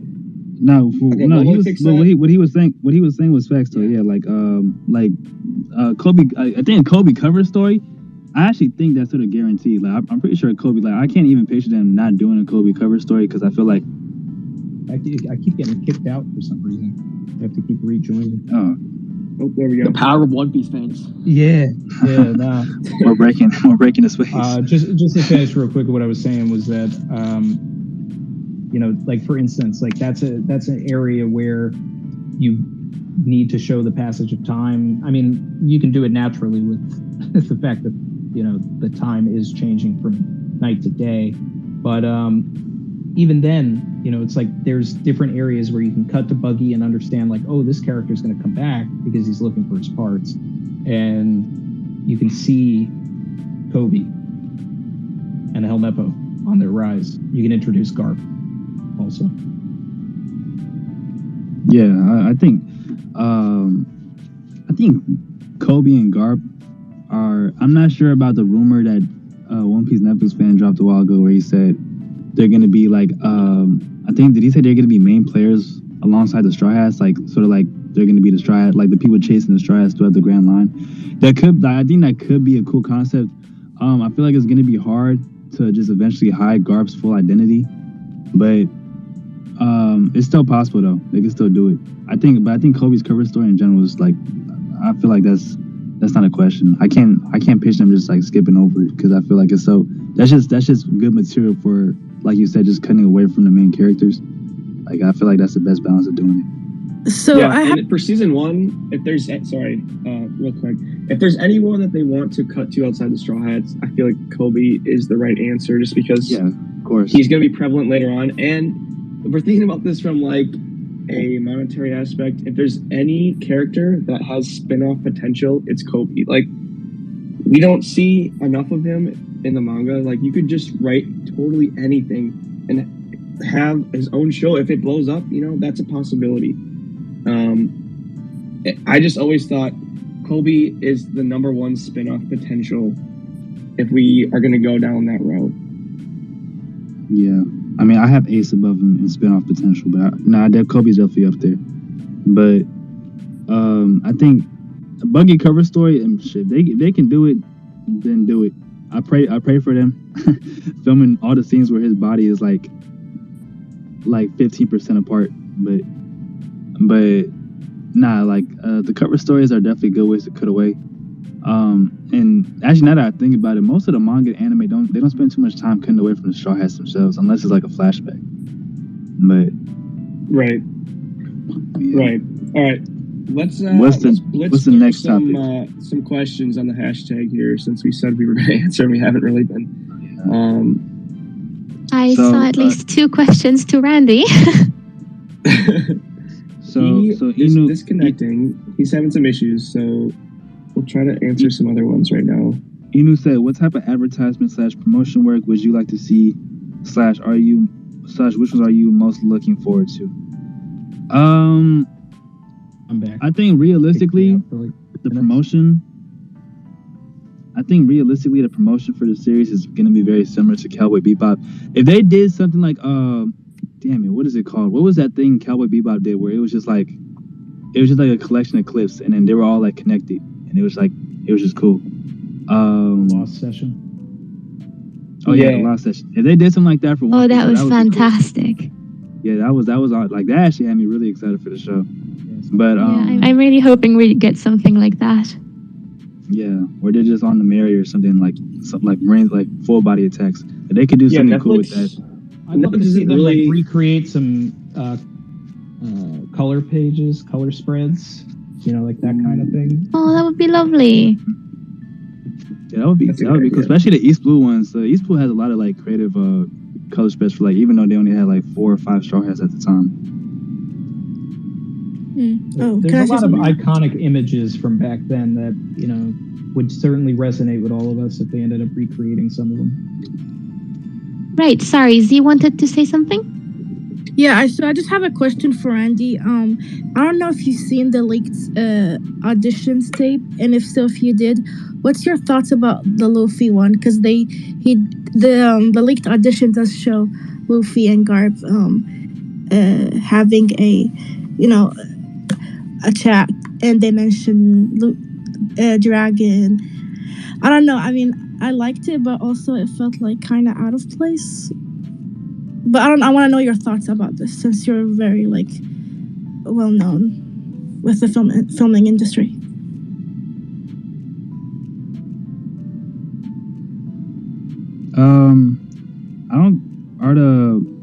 Are the audition tapes still considered leaked? Because they're just on Google now, I think. But I mean, they're on YouTube. Well, they were somewhat hard to find, so they were originally a leak anyway. And I suppose unless they were reading a fake script for the auditions, then we have pieces of the script. I'm pretty sure the casting agencies posted them when they probably weren't supposed to. And I think Randy's still having some technical difficulties. That's why he's not answering. But that's definitely an interesting thing to bring up. I don't know how much we want to get into leaks just to not. I think, we talk about leaks and stuff, but it's definitely interesting if here's a combo of Garp in season 1. I don't know. I mean, that goes back to the Kobe thing. If Kobe's going to be more of a main role, it makes sense for Garp to also have a bigger role. Because I see a newest... Sorry, didn't mean to interrupt. No, you're good. I see the newest question is by Princess JP. Who do you think would play the best Gold Roger? Oh, man. Well, I think we all have one collective fan cast. Yeah, I feel like this is another case of common consensus. Yeah, I think Pedro Pascal he earned it. Like he didn't even do Absolutely. nothing yet. He didn't even do anything yet, and I feel like everyone just thinks he's like the best choice for, just the best choice for Roger. I don't even think I see any more people like fan casting Roger. I think they just stopped at Pedro. I think Pedro's like Yep. the ideal Roger fan cast right now. I can't imagine anyone else in the role. If I may read another tweet that was... Oh, can you hear me still? Yeah, we can hear you. Okay. Another tweet by, VFH Design. What would make a good promo poster? I don't know if you're self-advertising here, but your promo posters would be pretty good. Yeah, he definitely... is that the one with the Mary? Oh, yes. All of them.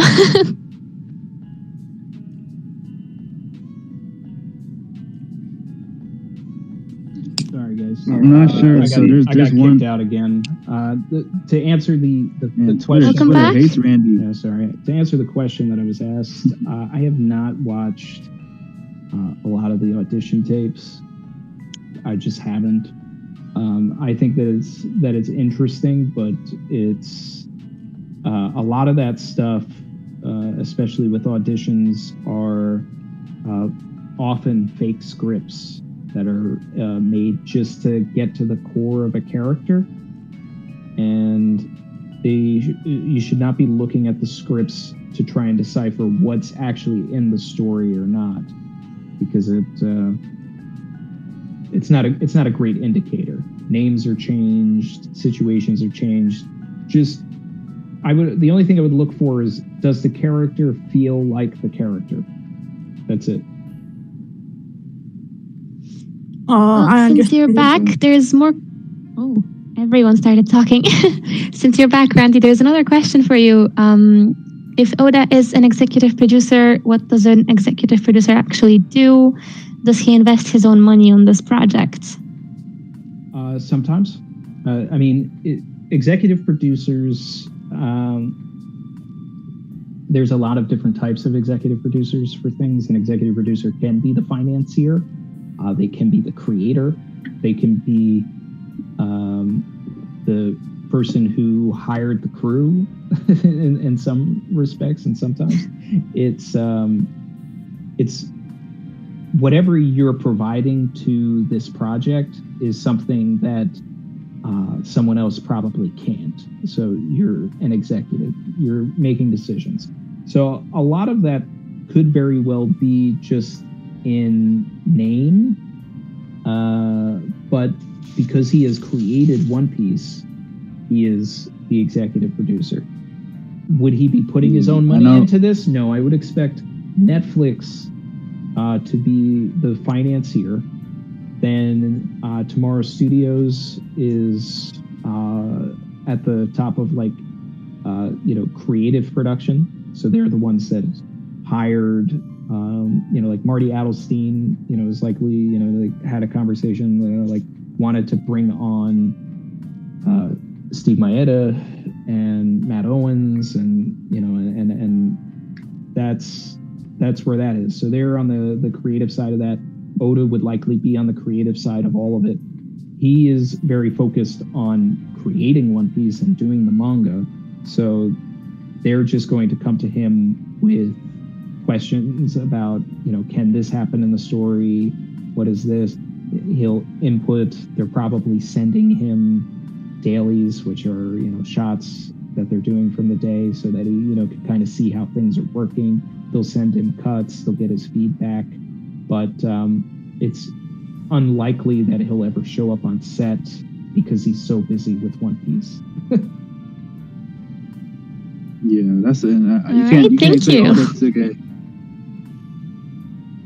Yeah, but you can't expect Oda to get too involved because he is an extremely busy dude. I think, I'm pretty sure every Marvel movie had Stan Lee under the executive producer term. So it's even though he's involved just by being the creator, he's not going to be, sitting next to Steven as they talk about the show and everything. Right. Before the space decides to...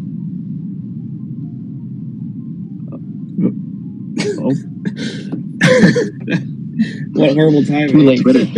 Twitter tripping tonight. Space decides to kick up.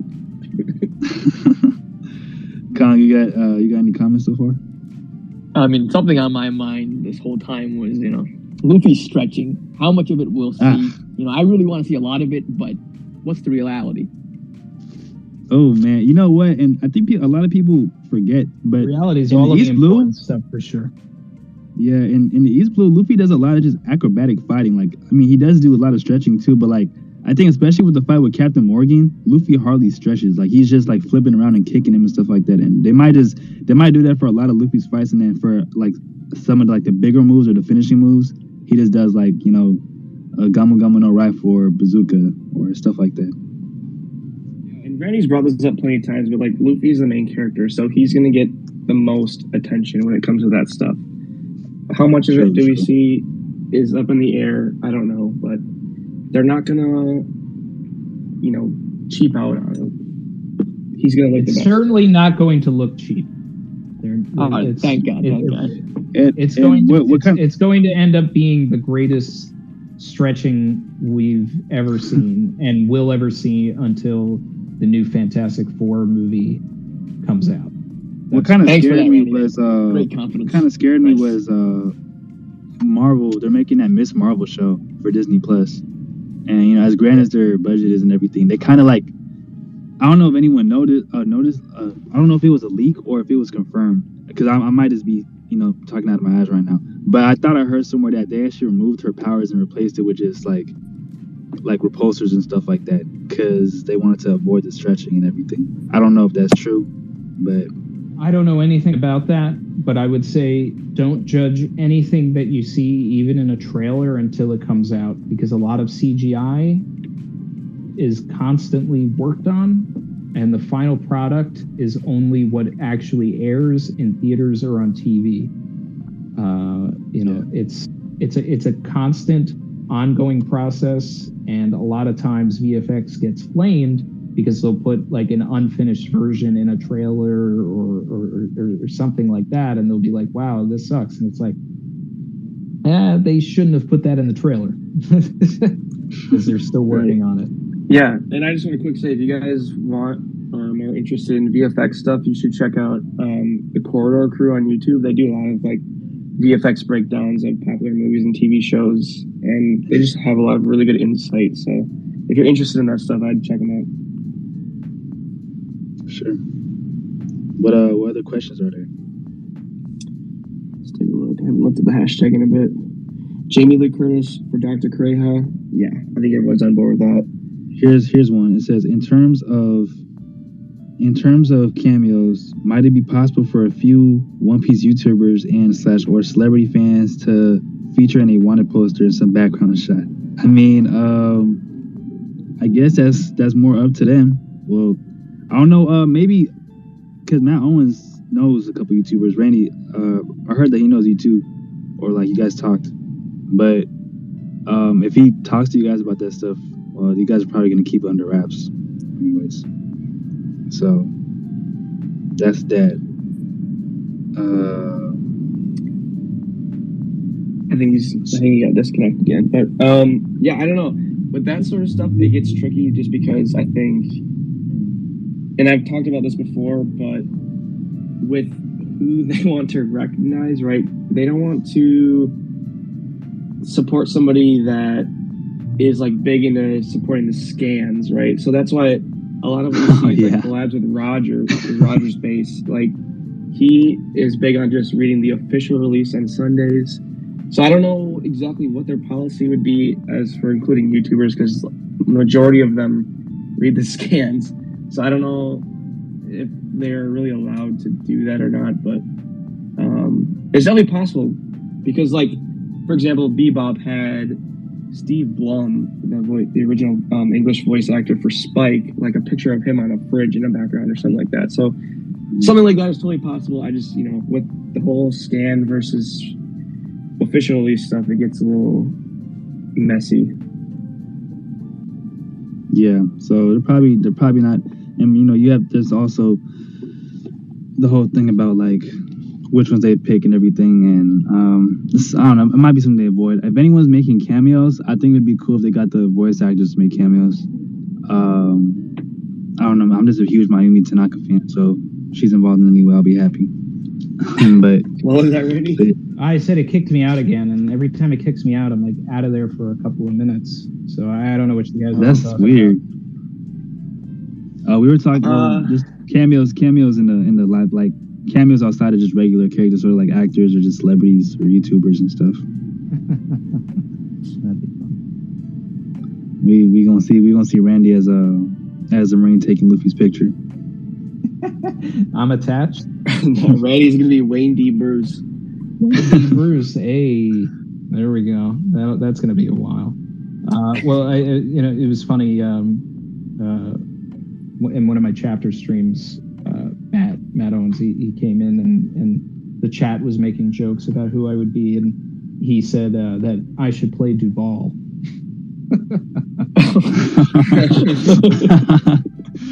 So that was funny. Duval, man. Is that gonna be pre Sanji kicks or Confirmed? After? I mean, it better be post.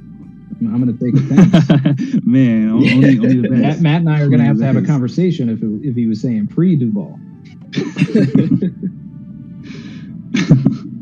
We were actually talking in the Discord. If anyone here follows King Kong Destroyer, I'm gonna be pushing this agenda that he should be the one to draw Sanji's Wanda poster in Water 7 if we reach the series to that point. So who's that? I think King Kong Destroyer, the one in this call right now. Yeah. But he should draw the poster. Yeah, he should draw the one because there are styles of this, and not that like he's only drawing shitty images on purpose. But when he draws shitty images, it's perfect for. That's perfect quality for series. Well, first of all, his quality is getting too good. By the time they're at season 4, man, you're messing up the whole point of the drawings, bro. Thanks a lot, guys. He's got to. You gotta tone down, man. You're getting too much experience. You're getting better with every drawing. Yeah, start doing with your opposite hand.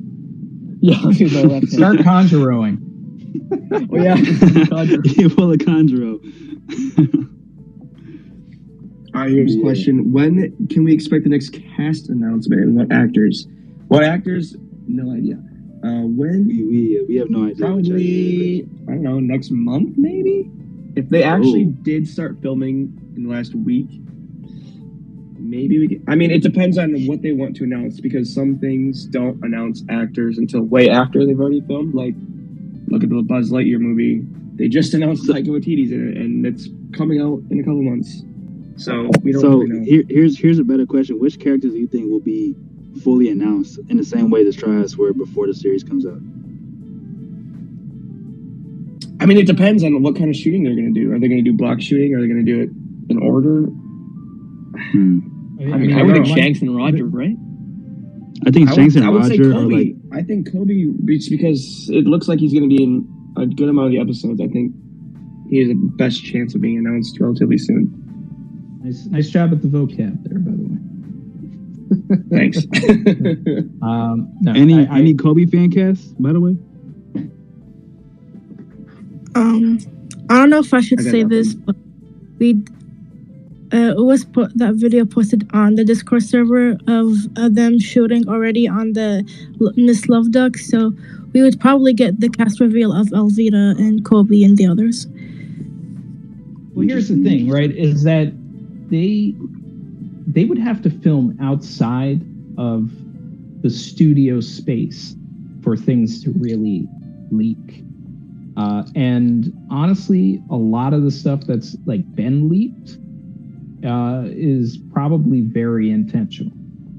You know, it's like this is stuff that they're letting us see.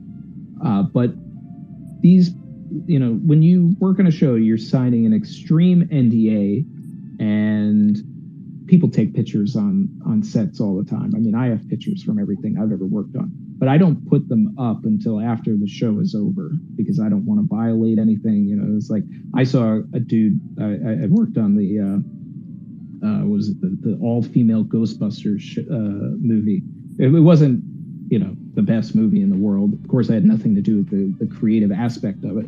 But I saw someone get fired because they put a picture of themselves next to the Ghostbusters car on Instagram and tagged it hashtag Ghostbusters, and immediately got fired like 5 minutes later because the everybody from Sony, or what, I think it's Sony, they monitor that stuff.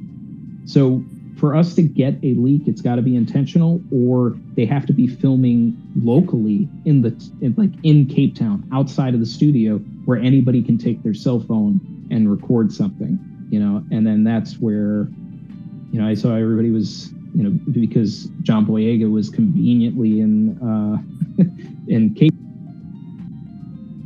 Yep. John for Smoker. Are they ready to get kicked again? Yeah, I think so, man. Twitter is crazy. Twitter is tearing that man apart. I fat thumbed it. That's why I accidentally left.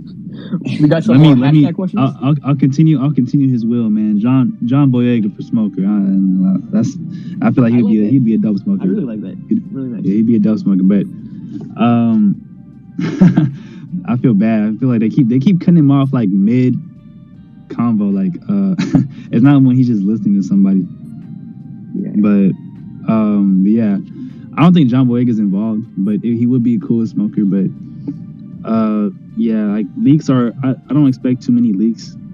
I know most leaks for, say, like Marvel movies is because they'll just be filming in the streets of New York and everything. Of course, they'll try to block off stuff, but like it's easier than, the borders of, a South African island and stuff like that. So, we'll, like the stuff with Alvida, we get what we get. The Alvida, hold on. Hey, One Piece Netflix fan, try to accept Randy if you can. It's not letting me do it for some reason. But all right. Meanwhile, I have another hashtag question from Highlighter. Hey, what do you guys think the live action should add to the canon story to make it smoother than the manga? We know One Piece is the king of world building, but we get so little about other characters that aren't Straw Hats or important to a specific arc. So are they saying what can we add to the thing that's not in the manga? Exactly. So, man, I mean, again, so sort of similar to that leak script, just going off of stuff that's said in the past, like they said Zoro did something in the past in like, later on in the manga, and then in the leak script it shows Zoro doing that. So it's sort of like they're adding stuff to the story that wasn't originally there, but it doesn't break the canon of what makes the story. Like they're not going against they're not adding stuff that doesn't need to be added, basically, but it still follows the flow of making everything feel natural, just expanding the world building overall. I saw someone say they should introduce King Aim or Emu like in the first episode, watching the execution of Roger, and I feel like that's looking too deep into the future. That's like too you don't want to. I agree. Yeah, you don't want to introduce someone in a character that's not going to appear for like 10 seasons. Something like that. So it's like that's right. Yeah. No. That's on that. But if you just do like Broke Works could be introduced. And see, I had an idea where I said to make Johnny and it's Yosaku, right? Have I been pronouncing Yosaku incorrect? Yeah, Yosaku. Like just to make their introduction to the story feel a little more natural instead of bumping into them by coincidence. You could say like Zoro did something in the beginning, right, that pissed off, like like remember in Whiskey Peak they said Zoro killed Mr. Seven. Yeah. So you could say Johnny and Yosaku are they're small numbers. Yeah, they're small numbers of Broke Works, and they just went up to like apologize to Zoro that their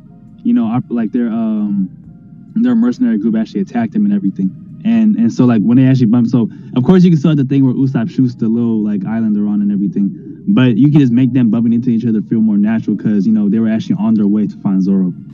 And stuff like that. When are you guys trying to invite Randy? I lost my co-host. I don't know. Hey, One Piece Netflix fan, I tried accepting his thing, but okay, here. It says he's connecting. There we go. Okay. See there? You know what? Just in case. Hey, One Piece Netflix fan, invite him as a co-host just in case. Maybe that might let him stay instead of keep getting kicked out. Yeah. Maybe while we are dealing with the technical difficulties, we should pick another question and answer it. Randy, what's going on with your internet, man? It's not even my internet. I can see the kicks as well. Hey, Randy's on his way to South Africa right now. That's why I think he's bugging. The McDonald's best internet, man. But let's see some other questions. See, do you think the live action they will? I wish I could figure out how to. Okay, so here's a good one. Here's a good one. But anyway, Do you think the live? Oh yeah, you like that one. what I was saying, because I was No, cut no, off this one mid-sentence, says- but I was just going to say, like, I'd love to see John Boyega as Smoker, and that's like my new fan cast. Amen. But I love that. I don't know, like at first it kind of caught me off guard. I'm just like, all of a sudden I just loved it now. Like I think he would just body that role. Oh, absolutely. But- And And you actually said you said you worked with John, right, Randy? yeah, briefly on a movie called Naked Singularity, like 2010. He's a good dude.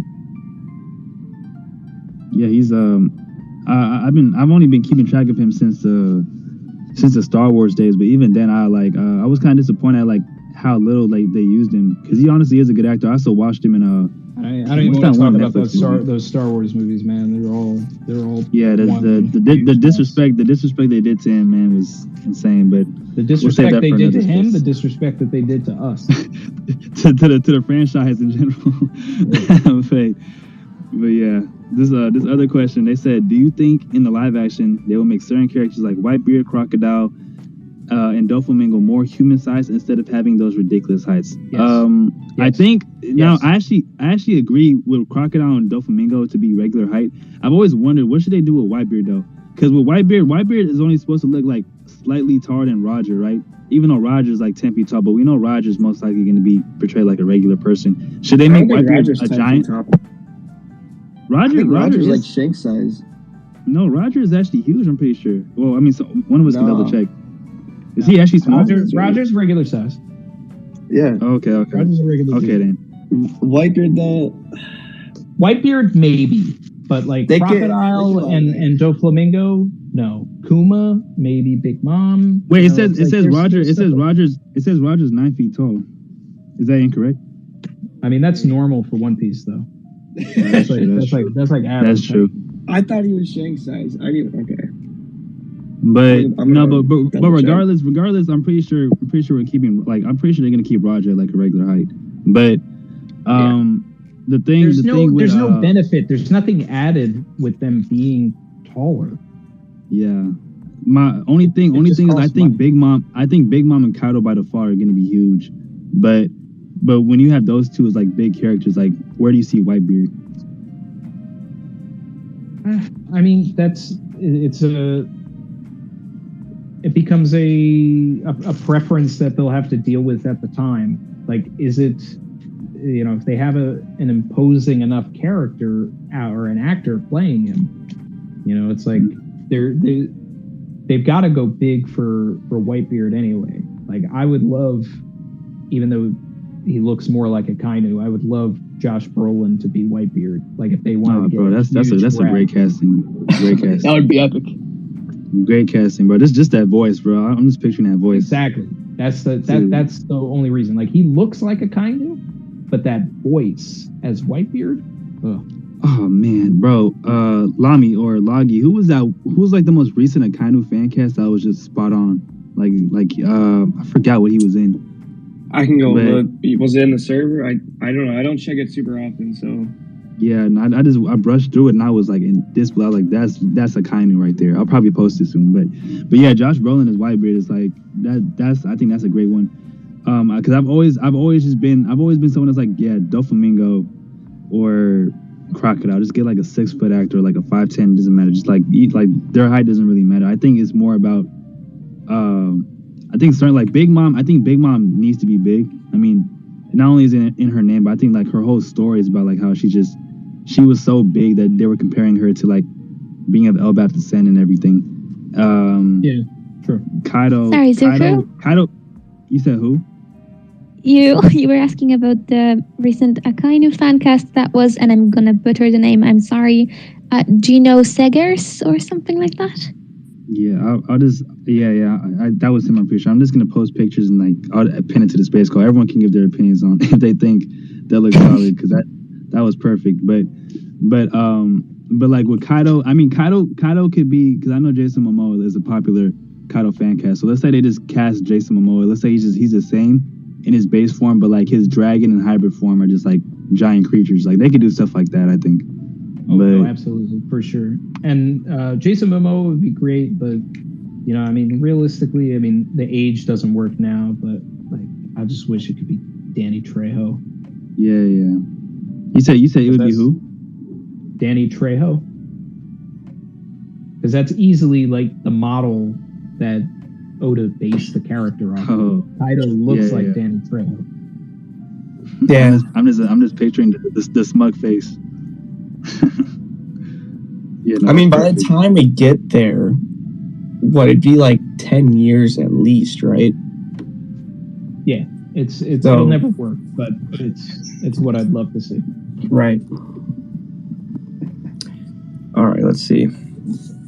Questions. Sorry, we've actually been getting a ton of questions about music, openings, and endings. So opinions on those? I'm someone. So I know one of the biggest criticisms that the Cowboy Bebop adaptation got was simply that I guess they weren't like, they kind of killed what made the music good. I'm not too familiar with the Cowboy Bebop anime soundtrack, or I don't remember it too well, but I do want the One Piece live action to have its own unique soundtrack that stays true to itself, and it's like, you know, it's its own thing. I wouldn't be mad if they did, you know, talk to Toy about maybe buying some tracks and just like maybe like adding a bigger orchestra version, like if they had some type of like callback to like the We Are opening where they just played an instrumental behind, like I would love that. Or maybe I think one of the most iconic One Piece OSTs is always going to be To the Grand Line. Like if they add like their own version of To the Grand Line at any point, I would probably lose my mind. So if they get some of the bigger ones, I would be okay with that. I don't want them to copy it one for one, but like they just expect the live action to have its own sound, because I know a lot of people kind of go in wanting something else. I definitely agree. So you can't transpose the OST completely, because if you transpose the OST completely, it's just not going to line up with the edit most of the time. So with that, there can be like little stingers and stuff that sound and swell like, you know, To the Grand Line or Overtaken and you know, like a lot of the popular stuff. I feel like for the opening, you know, and Netflix, you know, they do openings for their projects, so that, you know, you can totally expect to see something like that. And a fully like reorchestrated, you know, or like version of We Are like probably isn't out of the realm of possibility, and is something that I'm sure they even have the idea to do themselves. They're going to do as much as they possibly can to cater to the fans while trying to bring in new people to the franchise. But they're going to have to remake the music. No, I agree. Yep. All right, I think I'm going to head out now, actually. So thanks. This call was really fun. So I'll definitely. Thanks for being here. After. So bye. Bye, guys. Bye bye. See you, Con. Yeah. But yeah, OSTs, you know, they're gonna say choose your own. I think only OST. Actually, this is I want to hear your guys' thoughts on this. Do you guys think they're gonna change up the Bing Sake sound at all, or do you think they're gonna add like a whole different like tune to it, or do you think they're just gonna ask Oda to hit up Toy to? Because I feel like maybe they're gonna look at it like, oh, Bing Sake is too iconic, or they could look at it like, oh, well, maybe we'll just have to do our own version. Personally, I think well, that's where it's iconic. complicated, because I'm pretty sure Oda wrote that song, but not the music part. Yeah, he wrote the song, but not the tune. Yeah. I don't know. I feel like it's too important to the story for. I mean, obviously, it has to be in there eventually. That'll probably be a 1-to-1 transposition. I hope so. Yeah, I can't I imagine think it they being can just pull done the strings differently. and get it done, right? You said what? Like they'll be able to just pull some strings and get it done how it is. Yeah. I don't think they need to change it. Oh yeah. I think if any piece of the original soundtrack should stay, then it's definitely Bing Sake. I mean, come on. let's hope so at least. Let us hope so indeed. I see a new question there. I haven't loaded it in yet. Do you think they should... Which one? Oh, sorry. Do you think they should use more of their budget into the music or get a handful of big name cameos / characters? Personally, I don't care about big names, except I really like Pedro for Roger, but... I think the question is, why not both? They have enough. They can do both. They should do The both. big That's names just should be not reserved for the characters that, only show up every once in a while. So I agree. that's your, Buggy will be probably, a recognizable name, I'm sure. Smoker, Shanks, Roger. And how do you feel about well, actually, I'm pretty sure I know how you feel about it, Randy, but I mean, I think most of us feel like characters like Rayleigh could be casted at an early stage, so that cause I know like in the anime adaptation, even in the manga adaptation, Rayleigh sort of gets like a redesign somewhat because Oda still wasn't sure what he was doing with the character, similar to like Marco, who I think in the anime had like a really different design. He had like black hair and like thick lips and like just like, and even the clothing was in his character. But now that we have what we have, we can get like bigger actors for people like Rayleigh or maybe even Shanks. I think I know Sebastian Stan is like a controversial Shanks casting, but like that's sort of like, I feel like if there were to spend big money on characters, it would be characters like him, or just people whose presence is supposed to like leave a big impact anytime they show up. Yeah, I mean, I don't mind Sebastian Stan that much. I think that there's possibility to get something even better, but who knows?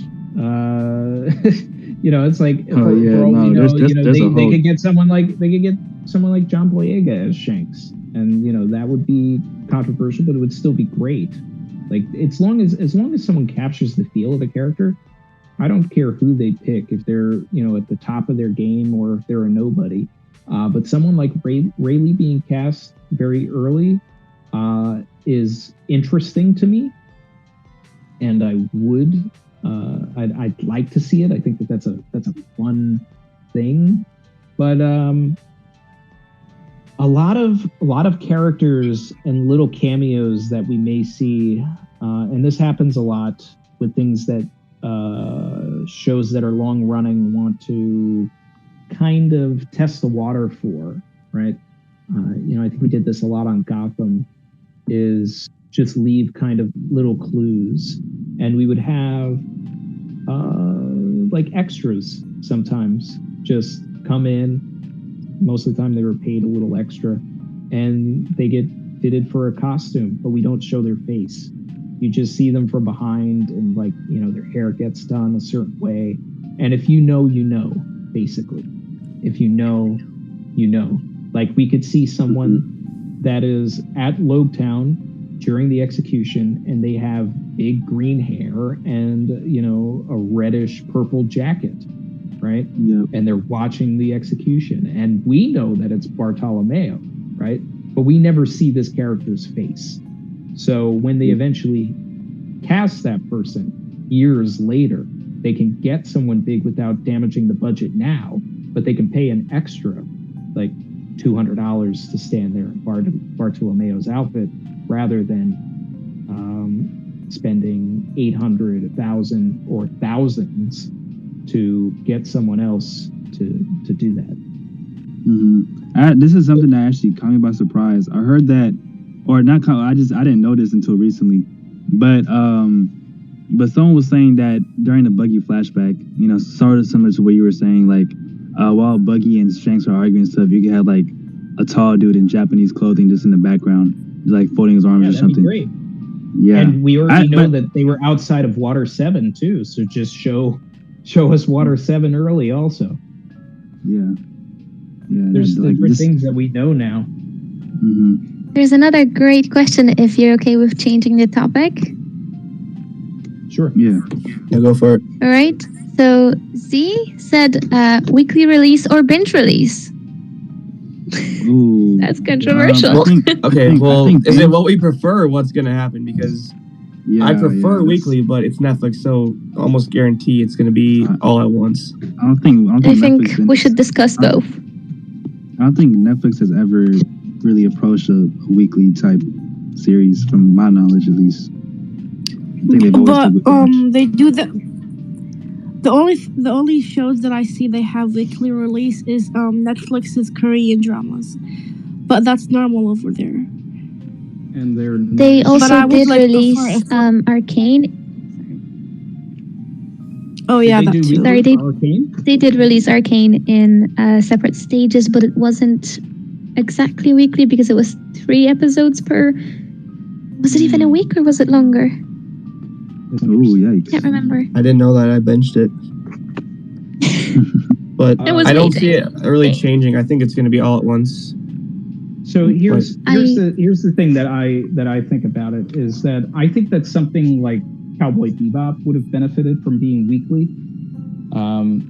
because then I think people would have probably finished the season and there would have been more talk about it, and that the controversial Ed scene at the beginning wouldn't have been the first thing everybody was talking about on Twitter, and I think it would have survived. Now with One Piece, I think the benefit of the first season and the pacing, and that it is slow and that you want people to get to Arlong Park, doing a full release of at least season 1, I think is smart. And then if you have a dedicated audience at that point, then for subsequent seasons, you can do what The Boys did on Amazon, which is piss all of the fans off by giving everybody the first season and then the rest of it going weekly. But then everybody got over it because now everybody could speculate and talk about things. But I mean, we already know what's going to happen in One Piece, but there's more ways to build content and talk about things. Yeah, that's the whole thing with. I think weekly is. I think a lot of people prefer weekly for almost any show because you kind of just. It's that community discussion, and especially for the people that's going into One Piece new with no knowledge at all of the series. It kind of gives them time, like, oh well, I wonder why Nami just betrayed Luffy and them, or like they can actually talk to them, like, because I know most of the people here, unless you really have been here since 1999, really just binged One Piece the whole way through, and the idea of or just to a certain part, but the idea of actually sitting down as a community, we could just talk, like people that actually know One Piece could talk about, what they did differently or what they could do going forward, and then there's people at home who know nothing about One Piece that could just be like, oh well, I wonder what's gonna happen next, and it just anticipates hype. I like weekly. I'm just gonna set my expectations low and just expect binge though, because that's how they always do it. But.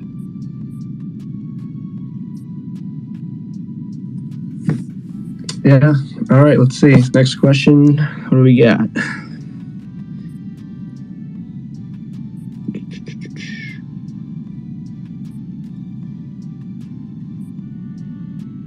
I personally hope that there won't be well-known / famous actors in the One Piece live action. I'll be the audience will connect the characters way more this way. Otherwise, their fame may change how we bond with them. I mean, I agree. For the main characters, yeah, but for some of the bigger ones,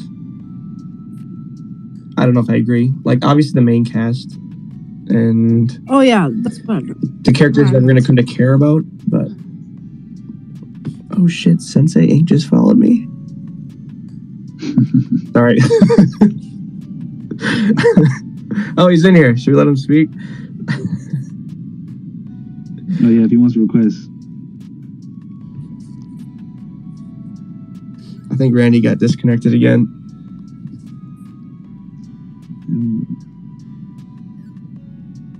What do you guys think about that? About famous actors and stuff. I think it's more of like, I think it's valid. Like some, like I know like okay, I'm just gonna use this guy as an example again. But like Sebastian Stan is Shanks. Like I know the biggest thing with that is simply gonna be like, oh, that's fucking like Sebastian Stan. And some actors are honestly just gonna break you out of the illusion that they're that character, and they're sort of just gonna be like, you're not gonna be thinking of Shanks sometimes. You're just gonna be thinking like, it's that actor. You're not gonna be thinking of Rayleigh sometimes. Sometimes you just be like, it's this actor and so and so. But I think some could work. Like some actors that are just born for the characters. Like Ryan Reynolds is Deadpool. Like, of course, Ryan Reynolds is just acting as himself in Deadpool. But he's such a perfect Deadpool that you don't really like past it. And that's pretty much that. Man, bro, someone pull up to Randy's spot and give him a new laptop. That server's whooping his ass. I'm sure we can manage without Randy for a few minutes. There is a new question. I actually saw a question about this earlier, and I was going to ask, but I got kicked. What do you think about the Den Mushi, and how will that be handled? Oh, that's actually that's a good one. I actually like thinking about that. I know. I don't think they're really gonna head for a CGI look. Like I think that could be completely practical. It could be like puppetry, where it's just like, or animatronics, where they kind of just like move in motion and stuff like that. I don't think the snails need to look ultra realistic. They can still have the cartoony like older design with the eyes and everything, but just like made in like a 3D model and stuff like that. But I'm actually scared about the Den Mushi. I feel like it would look really creepy. Like even if they did a puppet or like a toy, like I feel like I know they're important, but like if they completely like removed it out of the series, I wouldn't mind. If they just put like regular I think they're speakers. I think they're a big part of the world building. So if they take it out, they would just need something to really like be a solid replacement. Unless they just add. I don't think the Den Mushi can be replaced, nor do I think it should be, because it is such a big part of how One Piece reads. Because if they just replace them with normal phones or normal screens, it will just feel very incoherent in the tone and time setting. And this is the thing about the One Piece world and stuff. Like, I know people are thinking live action and everything, but you don't want to take away what makes One Piece feel so creative and so unique, Because sure, it can come off goofy, but at the end of the day, that's like the story Oda's telling. Not everything's going to translate well to live action, but just especially the world building aspects, I think should just be kept like as much as possible. When I was working on the show Happy, right, that had a big CGI element in it for obviously the floating thing that was Happy. But what we had on set was a Happy doll, and it would just sit wherever it was supposed to be. And something like that could probably work for the Den Mushi, where they just have a prop, and then later on they just take what that is, and they already have a 3D model of it, a 3D rendering for it, and they make it talk later. So the outside of it is practical, but the face is CGI. Yeah, I think some CGI element could definitely go into it. That's actually how I look at Chopper, because I don't think Chopper, for example, I don't think he's going to be like a full CGI character or anything. I don't even think that's possible. But I think, like, let's say they head down the child actor direction. I think stuff like how they handled Vision in WandaVision, where his face and hand are like covered in CGI. It's sort of so much like how they can do Chopper, just like still give him that Chopper look in the face and stuff, but not deck him out completely.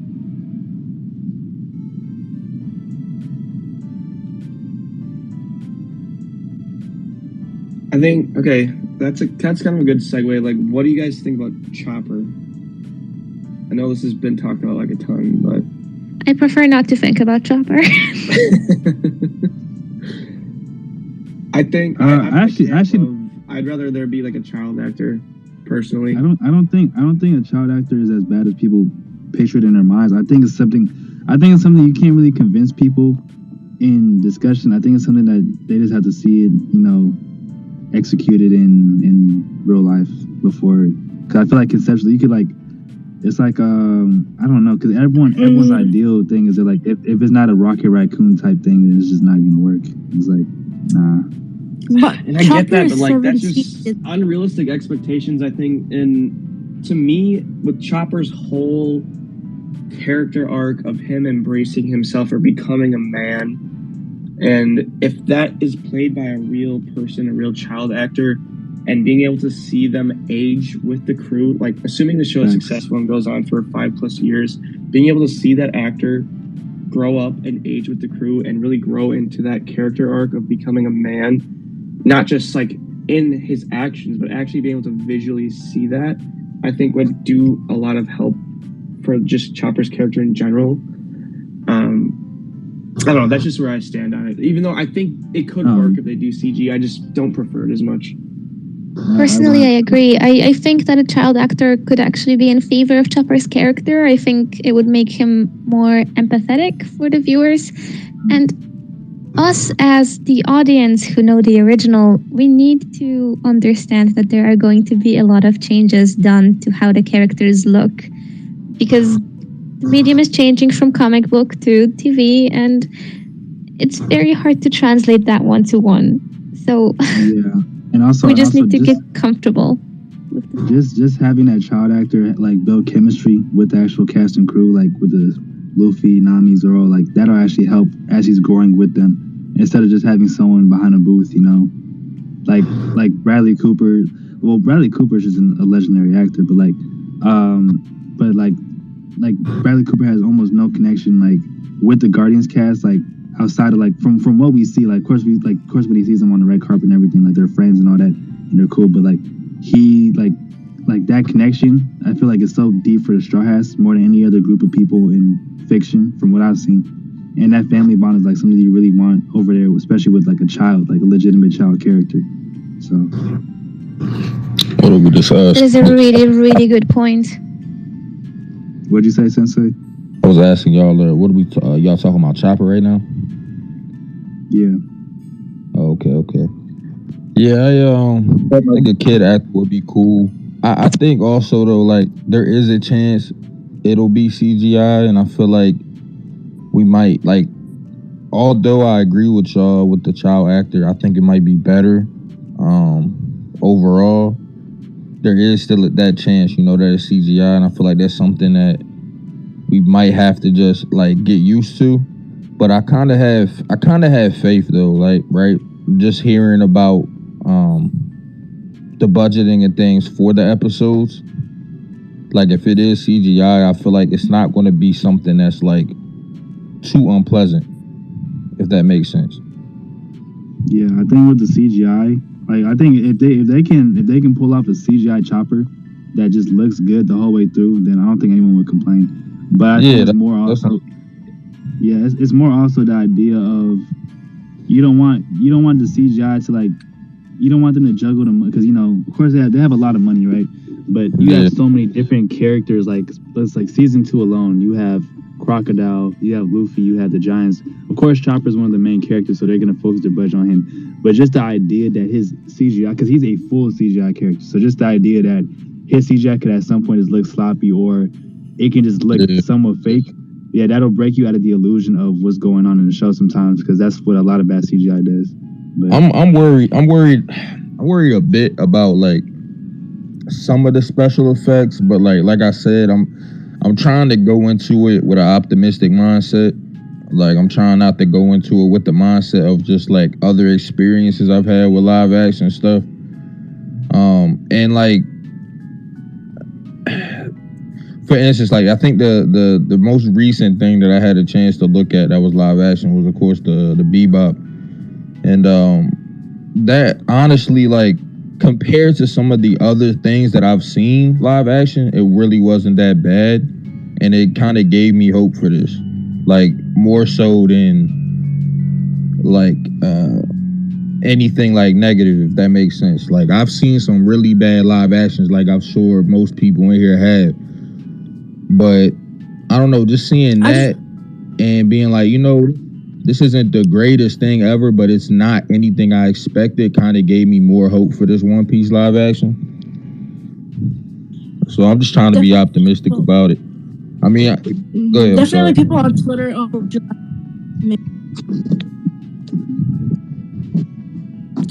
I say that the you were cutting out. I couldn't hear what you said.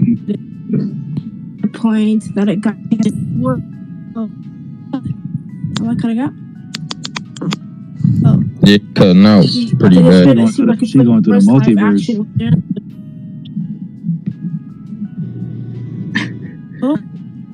I think you were trying to say.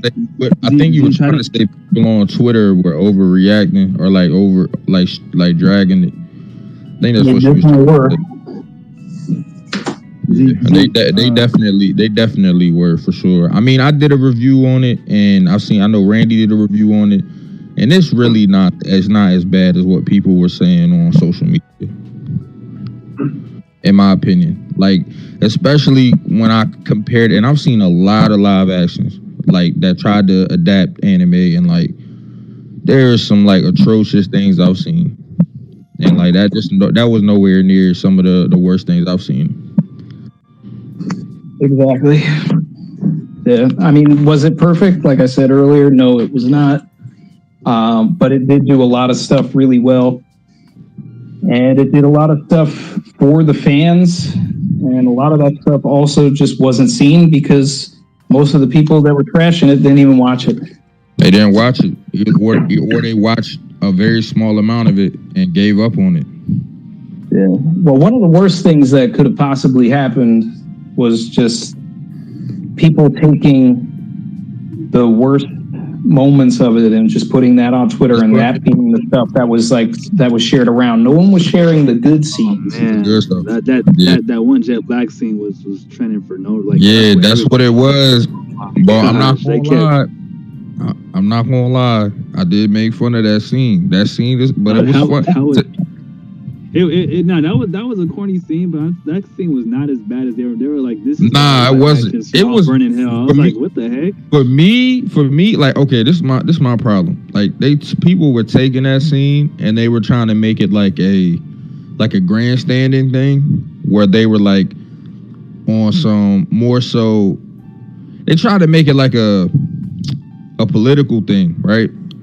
But honestly, yeah, like I get it, it's corny, whatever. But to me, it was just more comedic. Like I laughed at it. I didn't get the reaction of, oh, I hate this person.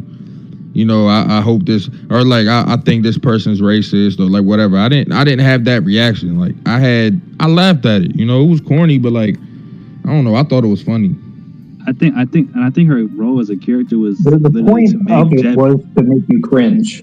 Like that's the whole point of it. That character was there for that. It was within that character to say that line.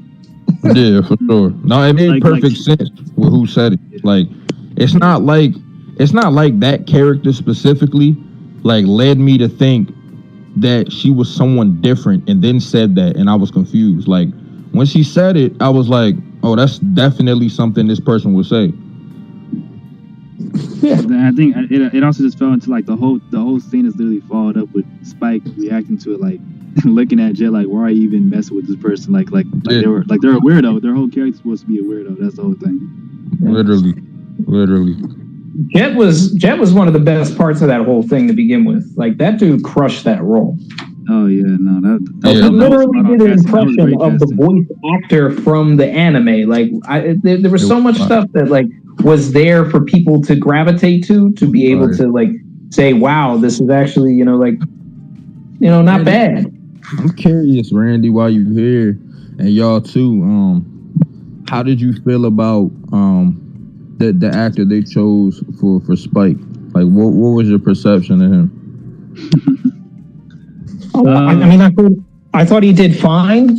Most people's complaint was that he was, too old and all of this, but I felt like he brought something to the role that was, that was different, that was unique, and it worked for the show.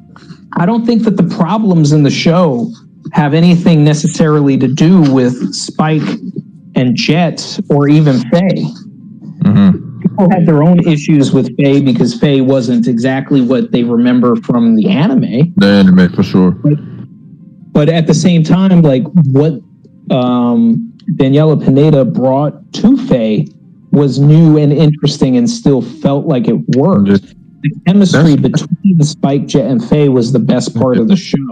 That's kind of how I felt. Like outside of that kind of got a little wonky. The club, Vicious, and Julia. Like it took episodes for any of that to feel organic. For sure. That's kind of how I felt about the actor for Spike too. Like I there were times where I was like, man, this just doesn't feel like Spike. But I did appreciate, I guess you can appreciate the different aspects an actor could bring to a character. You know what I mean? Like you were saying about, Faye's actor or actress. And I did appreciate him for certain aspects. There were times where I was like, man, this doesn't feel like Spike, but I agree. I think he did fine. I think I was being a little too critical of him or initially on my first look through it. But after I sat on it for a while, I kind of was just like, okay, he did all right. It was all right. Right. As much as this is an interesting discussion to be had, I think we've gone severely off topic. So unless we have some more interesting questions coming in, we might be finishing soon, I assume. If anyone has anything to say, please do tweet us at the hashtag #DiscussingOPLA. And I have a question. So since we're on the topic of Cowboy Bebop, I feel like since the cancellation of it, when the cast was announced for One Piece, there was a lot of support for it. But then after the cancellation of Cowboy Bebop, I feel like half of the fandom or majority of people, their hype for it kind of went down. And it's just because I saw when that cancellation happened, I feel like a lot of people's opinion about One Piece live action changed. So now it feels like, how do we recover from that? I would be lying if I said that Cowboy Bebop didn't worry me a little bit. I know it's completely different people working on it. It was just the idea of the same studio is under both projects and stuff like that. I still have high hopes for the One Piece live action, but at the same time, I don't try to I don't lose my mind when people say, Cowboy Bebop kind of dropped their expectations and now they're worried. I'm like, well, I mean, it makes sense. I can't act surprised, to be honest, because I was one of the people going on talking about, look at how good Cowboy Bebop looks like it's gonna be. Just that's how you gotta look at One Piece. And then Cowboy Bebop came out, and kind of disappointing. But I think it's one of those things, like I said earlier, where it's people just. It's more I need to see to believe it. They're not. You can talk to them as much as you want, but at the end of the day, the live action is just gonna have to speak for itself, and then it's gonna have to be what it's gonna have to prove to people why they were wrong for doubting it, and because that's what they should aim to do. Make something that's amazing. Right. I'm definitely with Zuko on this one. The project has to stand for itself.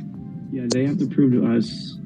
I mean, obviously, there's not a lot of people being positive about it. There are some of us, but for me with Cowboy Bebop, the main issue in my eyes was they took half of the original anime and did a whole season on that, and the issues it had were with essentially the quote-unquote filler scenes that they created, where they wrote in a bunch of new stuff that didn't always work. Sometimes it did, sometimes it didn't, but mostly Vicious and Julia, that was all original content, where I don't see One Piece having that issue because they don't have time to write in that much original stuff, right? They got a lot to get through in East Blue, and they're gonna follow it pretty point to point. I mean, there'll be changes, but they're not gonna be having entire scenes that are just completely random new filler scenes. I feel like that's where Bebop failed. I liked the VFX in Bebop. I liked the set design a lot. I thought the costume design was really good. It was just those weird filler scenes that just didn't hit with me, and I don't think One Piece is going to have that problem at all. It's not. I just remember. Yeah, I brought that point up a lot. In that, Cowboy Bebop, if they wanted to do a faithful adaptation, all they would have needed to do was just make 12 episodes, and they could have done point A to point B all the way to the bang. But they wanted to stretch it out for 2-3 seasons. So they added a bunch of filler and they changed things. One Piece, you can't do it. It doesn't have the luxury of that. It's a completely different show. Cowboy Bebop is a show that focuses in on essentially 3, sometimes 4 people going and doing like a monster of the week type thing. There's all of this expanded world in One Piece that is so radically different than Cowboy Bebop that it's going to be completely different. Like, we will see things like, you know, Buggy's cover story, I believe, and Kobe, you know, like we'll see more of Kobe especially. Like, we'll see that journey that he goes on to like kind of break things up. But for the most part, everything is going to be within the world that we already know, that's already established. They have way too much content to draw from that they'll never really need to make up filler other than anything that's like already canon to the story, whether we saw it or not. Like everybody was talking about that Mr. Seven stuff. That stuff worked. They're not going to have to put this one character from you know, Ballad of Fallen Angels and give them and give them their own club and their own arc just to have something to cut to. They're not going to have to do that. They've got so many characters, so many things. It's going to be fine. Yep. But Exactly. just to transfer, because I don't know if we're ending soon, but one of the most recent questions was, which flashbacks are you guys looking forward to the most when it comes to heart-wrenching scenes strictly for the East Blue? For example, Zoro with Kuina, Sanji with Zeph, Luffy with Shanks, Usopp and his mom, and Nami with Bellamere. For me, I think that Sanji flashback is going to be insane for live action people. Like, just because the raw image of just a starving child like clinging on for life is going to like, I feel like that's going to catch a lot of people by surprise and change their perspective on what type of show this is. Yeah, I can agree with that. Yeah, I think that.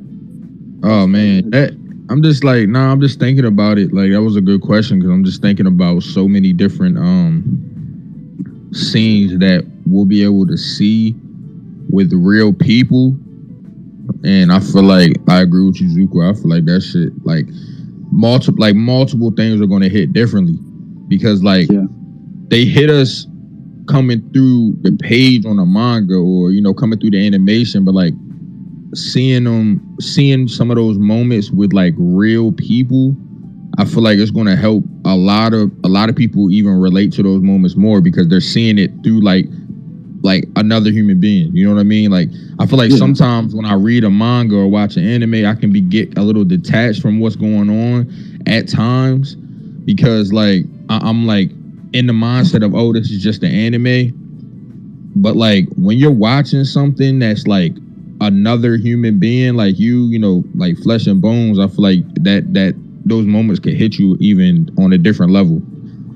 Yeah, like watching 2 little girls run up to their mom that just got shot to death by like a giant monster. Like, that's just gonna like just seeing that like in live action, like seeing these big moments with real people and just making it come to life is definitely gonna hit different. And the anime and manga are definitely can still get you unbelievably emotional because these characters are like alive to us when we read and watching it. But it's just gonna hit different because you're gonna be like, okay, well that's like a little kid I would just see at the store, or that's like a person or like a parent I would just see at the park and stuff. Like, you know, you're gonna be looking at them like regular people. Yeah. You seeing it in like real time as a human being, so it's like damn, like that really could happen. You know what I mean? Like, you're seeing it, like, yo, that really could happen. You know what I mean? And I guess we perceive like the mediums, you know, that we were reading manga, we're watching anime, and like you said, there will be times where like shit hits us hard, but like really seeing it like that is like, damn, it puts you kind of in a different mind state. Yeah, like with one thing, this isn't really flashback related, but one of the reasons I'm happy Emily got casted as Nami is because her being a fan and knowing how deep this moment is really gonna just, I think, add more weight to it when Nami is stabbing herself in the arm repeatedly because she's so angry at Arlong. And it's gonna be great. That's gonna be, because like it's like, I think any good actress, I feel like, you know, that actually understands what's going on in that scene could pull it off. But just like seeing that raw like brutality, like in live act, like just seeing that in real life with like someone that actually understands like what the character's going through deep down. I feel like that's gonna be like an insane moment. I really hope that's the clip that goes viral on Twitter, and not like some cringy thing that someone finds. Yeah, hopefully.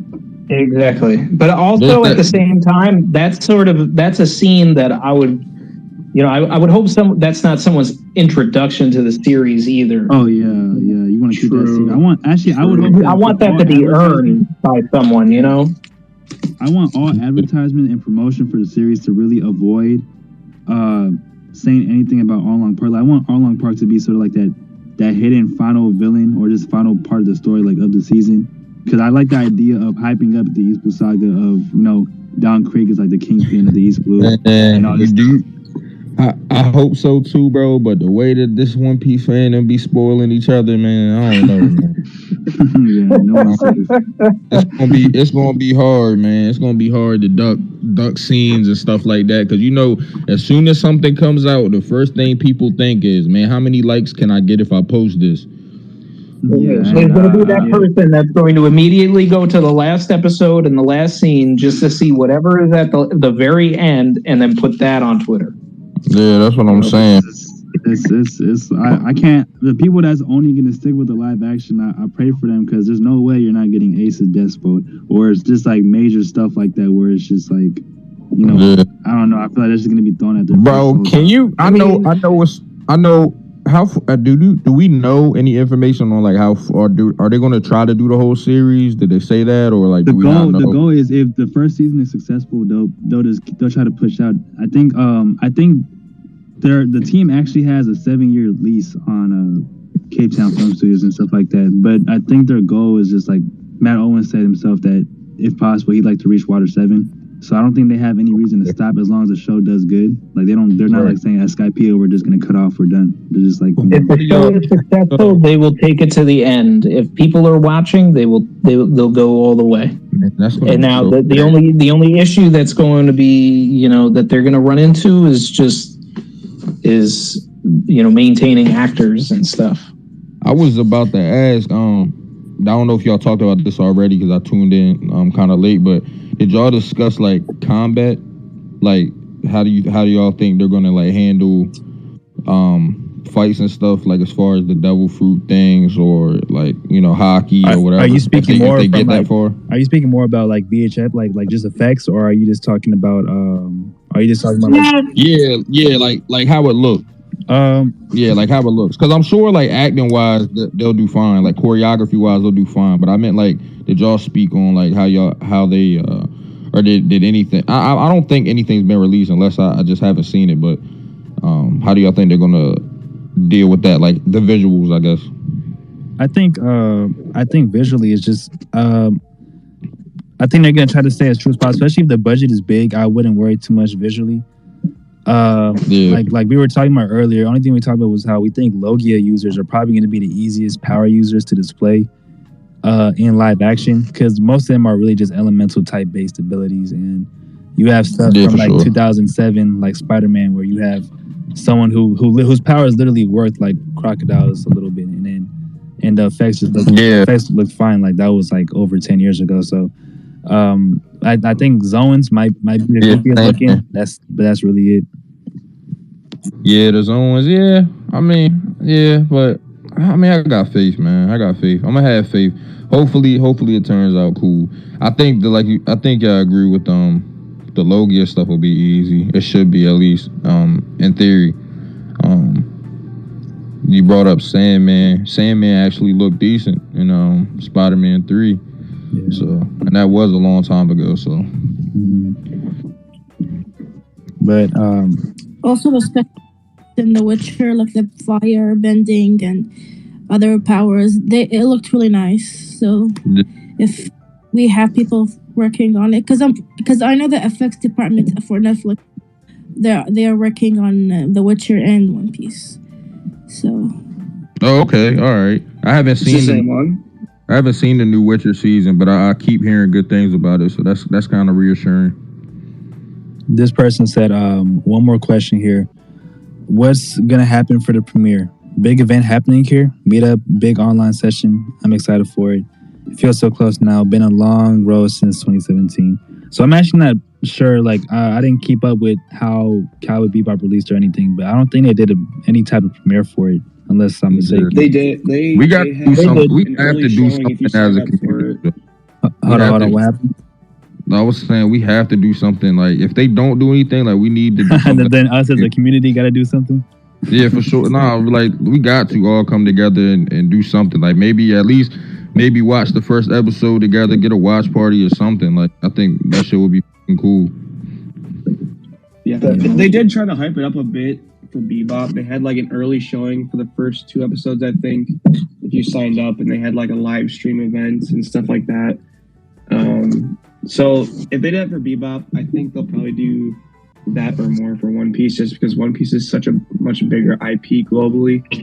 But I don't know. I guess we'll see. That's gonna be, man. We don't got any, I haven't been keeping up with the information. We don't have any like dates or anything, right? Or anything like that. No. Oh, by the way, Randy. But there's timeline for these things. What were you saying?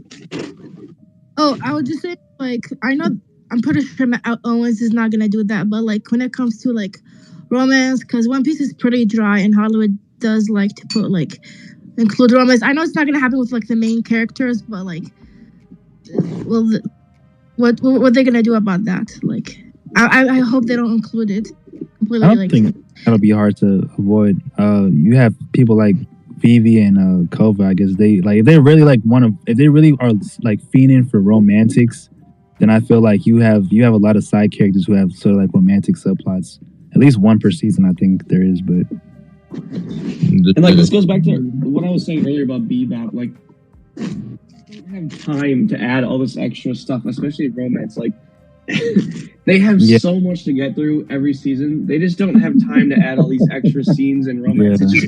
It's just not. I think it would just be a disservice. Like, I think, like, not just even just the romance stuff, but just creating new narrative or like changing the story. I feel like it just is doing a disservice. Like, what makes One Piece so great is the story. Like, so I feel like they know that, you know, and like I haven't got to talk to Matt Owens a lot, but you know, we talked to him a little bit on the Reverie a couple years ago, and like just from that conversation, it sounded like Oda is just like very in tune with what's going on, and I just don't see them steering too far away from like the real like canon story. Like, I just don't see that.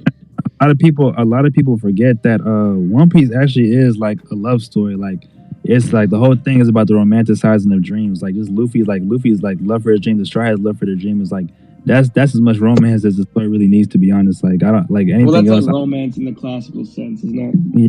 But like, and I feel like anything else is like very close to just forcing it, and I would rather just avoid that for the series if possible. But I mean, if they really need a relationships, we have Senor Pink, we have Odin and Toki. Like, you just have small love stories that are there, but like they're not. Yeah. I don't think it's necessary. No, I don't think they'll do that. Honestly, there's so much other stuff to focus on. It takes 9 to 14 days to shoot an episode of television usually. So from that, you can create an estimate of when they would be done filming. Have you already done that, Randy? Yeah, I mean, it's realistically like as long as they're not doing multiple units, sometimes when you have a lot of fight scenes and choreography that has to get done, sometimes it can take longer, than normal. Like when you're shooting a movie that just has people talking and there's no fights and it's not a superhero movie, you can get that done in about like 24 to 30 days. That's it. And then, so you can be done in a month. But then like The Dark Knight Rises shot for 120 days. So it's, it's different. But basically, I think that they could be done shooting, hypothetically, by late June, early July. Like August, if they have to do a bunch of extra like stunt things and all of that, and then realistically, we could probably see something by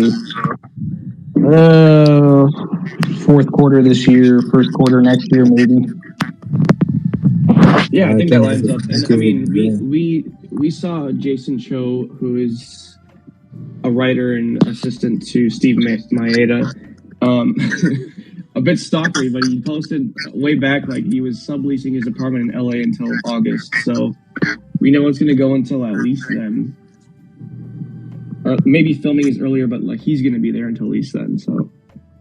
Yeah, well, any show also has a big wrap out time also, so they could be finished in July, and then there's a bunch of clerical stuff that has to happen, and like accounting and different things that are going, and then there are certain people that are going to continue working. It's not like Steve Maeda or Matt Owens, just because they're done filming, they stop working. No, now they've just become part of the editing process and thinking about season 2 and the room for that opens up. I keep forgetting that you've worked on films, Randy. Every time you talk about this stuff, I be forgetting, and then like you start talking about it, and I'm like, oh yeah. Yeah. Do you guys think it makes sense to cast Crocodile season 1 though? Because I know a lot of shows, when they film a first season, they right away and start filming season 2. And I know Crocodile was at Roger's execution, for example, and maybe they could tease him in some way. Does it make sense for them to cast him that early, or should they wait on? Yeah, I'm actually hoping for like an after credit scene in the first season with like Crocodile and Miss All Sunday. Like they don't even really show their faces, but like it would just be cool if you just saw them discussing like bounties on their way like to the Grand Line, and maybe you have because like Whiskey Peak was like a hive of bounty hunters that were just like waiting for like rookie pirates to come in so they could just snatch their bounties. Maybe you have like Crocodile looking at the bounties of like the supernovas before they become supernovas, of course, just like up and coming pirates like Law or Beige or Kid, and then Luffy and stuff like that. You could just like play around with it, but if we see anything as far as like if we see anything like wanted posters of the supernovas, which I do expect to see something like that, it's going to be a situation where you don't see the picture. It'll be the bounty number, it'll be the name and all of that, because then they would have to cast that actor. Now, what would be fun, but would also take time away from other things, is if they did do fillery type stuff where we saw the rise of a couple other pirates as we go along. There are different hints and things that we've gotten about the ruthlessness of Kid, like let's see him do something ruthless before we even ever get to the archipelago. But that's all potential maybe kind of stuff. I as far as Crocodile being at the execution, like I said earlier with like the Bartolomeo thing, where like you could just they could get an extra to have green hair or something in Lobetown. The same thing for Roger's execution. They would get like someone in a big pink fur. They would get someone that like is wearing, something that looks like Crocodile. They would try to fill that out as much as possible, I'm sure, to like have things for the fans, but none of those people are going to be the people that are actually going to play those characters most likely, because that's going to get way too expensive. So there's just going to be nods. We'll see people from behind. If we start taking a magnifying glass to the wide shots, there's going to be different things that we'll be able to see. But that's about it. And the person that they do cast as Crocodile doesn't have to be there, because they would have to digitally de-age them probably. Yeah. Okay, I brought this up earlier. So in a super hypothetical situation here, let's imagine the live action explodes and super successful. Who do you see as like potential super hypothetical? Okay, man. No, this is gonna happen.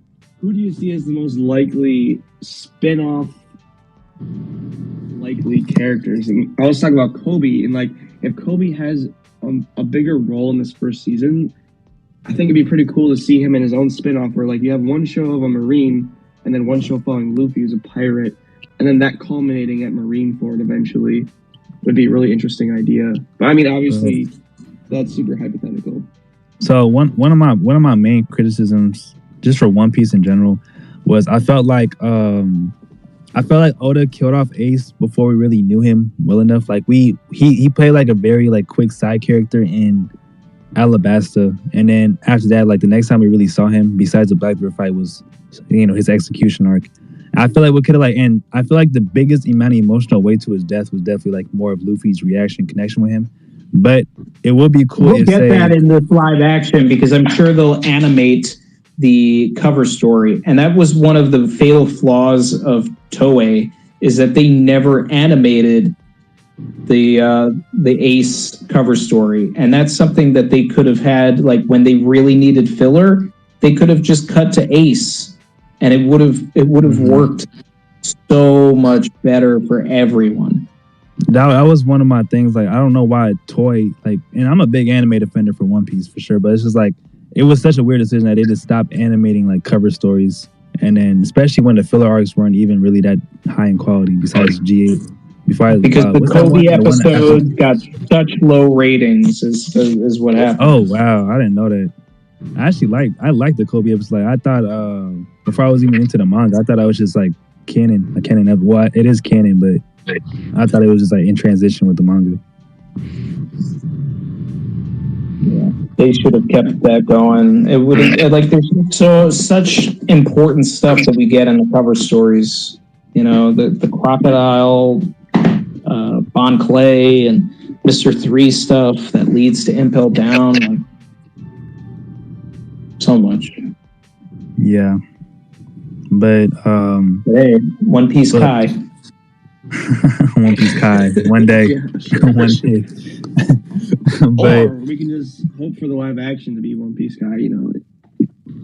For that, I've said that if with all of the foreshadowing that the show could do, it could become like a definitive version for people. Like nothing's ever going to beat the manga, of course, but like it could surpass the anime potentially. Yeah, if it plays its cards right, it perfects the pacing that the anime couldn't do, and they do the level of foreshadowing that say that leaked script did or somewhere of that area, then I think it would already be above the anime. But yeah, and I know Randy talked about this in multiple videos, and especially in the past Reverie, of like how the live action can surpass the anime, and even in some instances the manga. And like that's a crazy thing to say, but like it's possible in some cases. Like killing Pell, if they kill Pell, then they did not sing better than the manga. Like it's possible. Yeah, it's some like I hype up One Piece probably on a daily level on this app, but it's some story directions Oda definitely could have taken. Like I don't know. Like Pell's death, a whole lot of deaths actually in One Piece. I feel like should have just been blown all the way through, because I don't know, Oda definitely holds himself back with killing off characters, and I feel like most of the arcs and stories are just so good that even when they're brought back to life, it's not something that really like bothers us, but it's sort of just like, okay, that wasn't really necessary. So, but on the bright side, if it becomes successful, we could see that there's a huge sale boom with the manga. Like people start actually buying volumes because they like the live action and they want to know what's going to happen. Yep, potentially. Yeah. They need to kill Pell, man. They really do need to do that. They need to kill a lot of characters, man. Do you think they should kill Igarav in that Robin scene? Igaram's okay, because that's one of the deaths in the series that can be attributed to just Robin not following Crocodile's orders. Yeah, I think the reason Oda kind of saved him is because it would have been kind of awkward to like have Robin, join the crew with no penalties for killing someone that was actually good. Also, you have to think about how BB's reaction to Robin joining the crew is like more like she's more accepting of it because she trusts Luffy.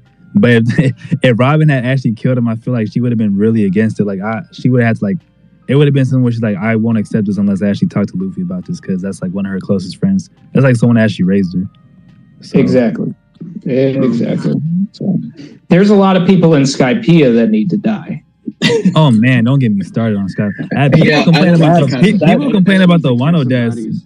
People complain about the Wano deaths, but Skypiea, like the entire arc was playing off the idea that Eno was like hearing voices disappear, like they were really dying, and like no one dies at all. It's just like, wow, okay. Like, what do you think about like the Straw Hats killing their opponents? I know that's kind of like a weird thing. They might not want to. No, there's so many characters that come back. The only people that can die are the people that we know haven't come back. Right. So like Gaia does not need to come back. All right, and then there are even characters of low consequence, like Pell. Whatever Pell does in the story going forward, like even if Pell does something great, like Chaka can do it. So I say this, it's a meme on my channel. I say Chaka can do it. And with Skypiea, like there's no need to ever have Pagaya ever in the story again. There is no need for like Kamakiri. Like either Kamakiri or Laki has to die.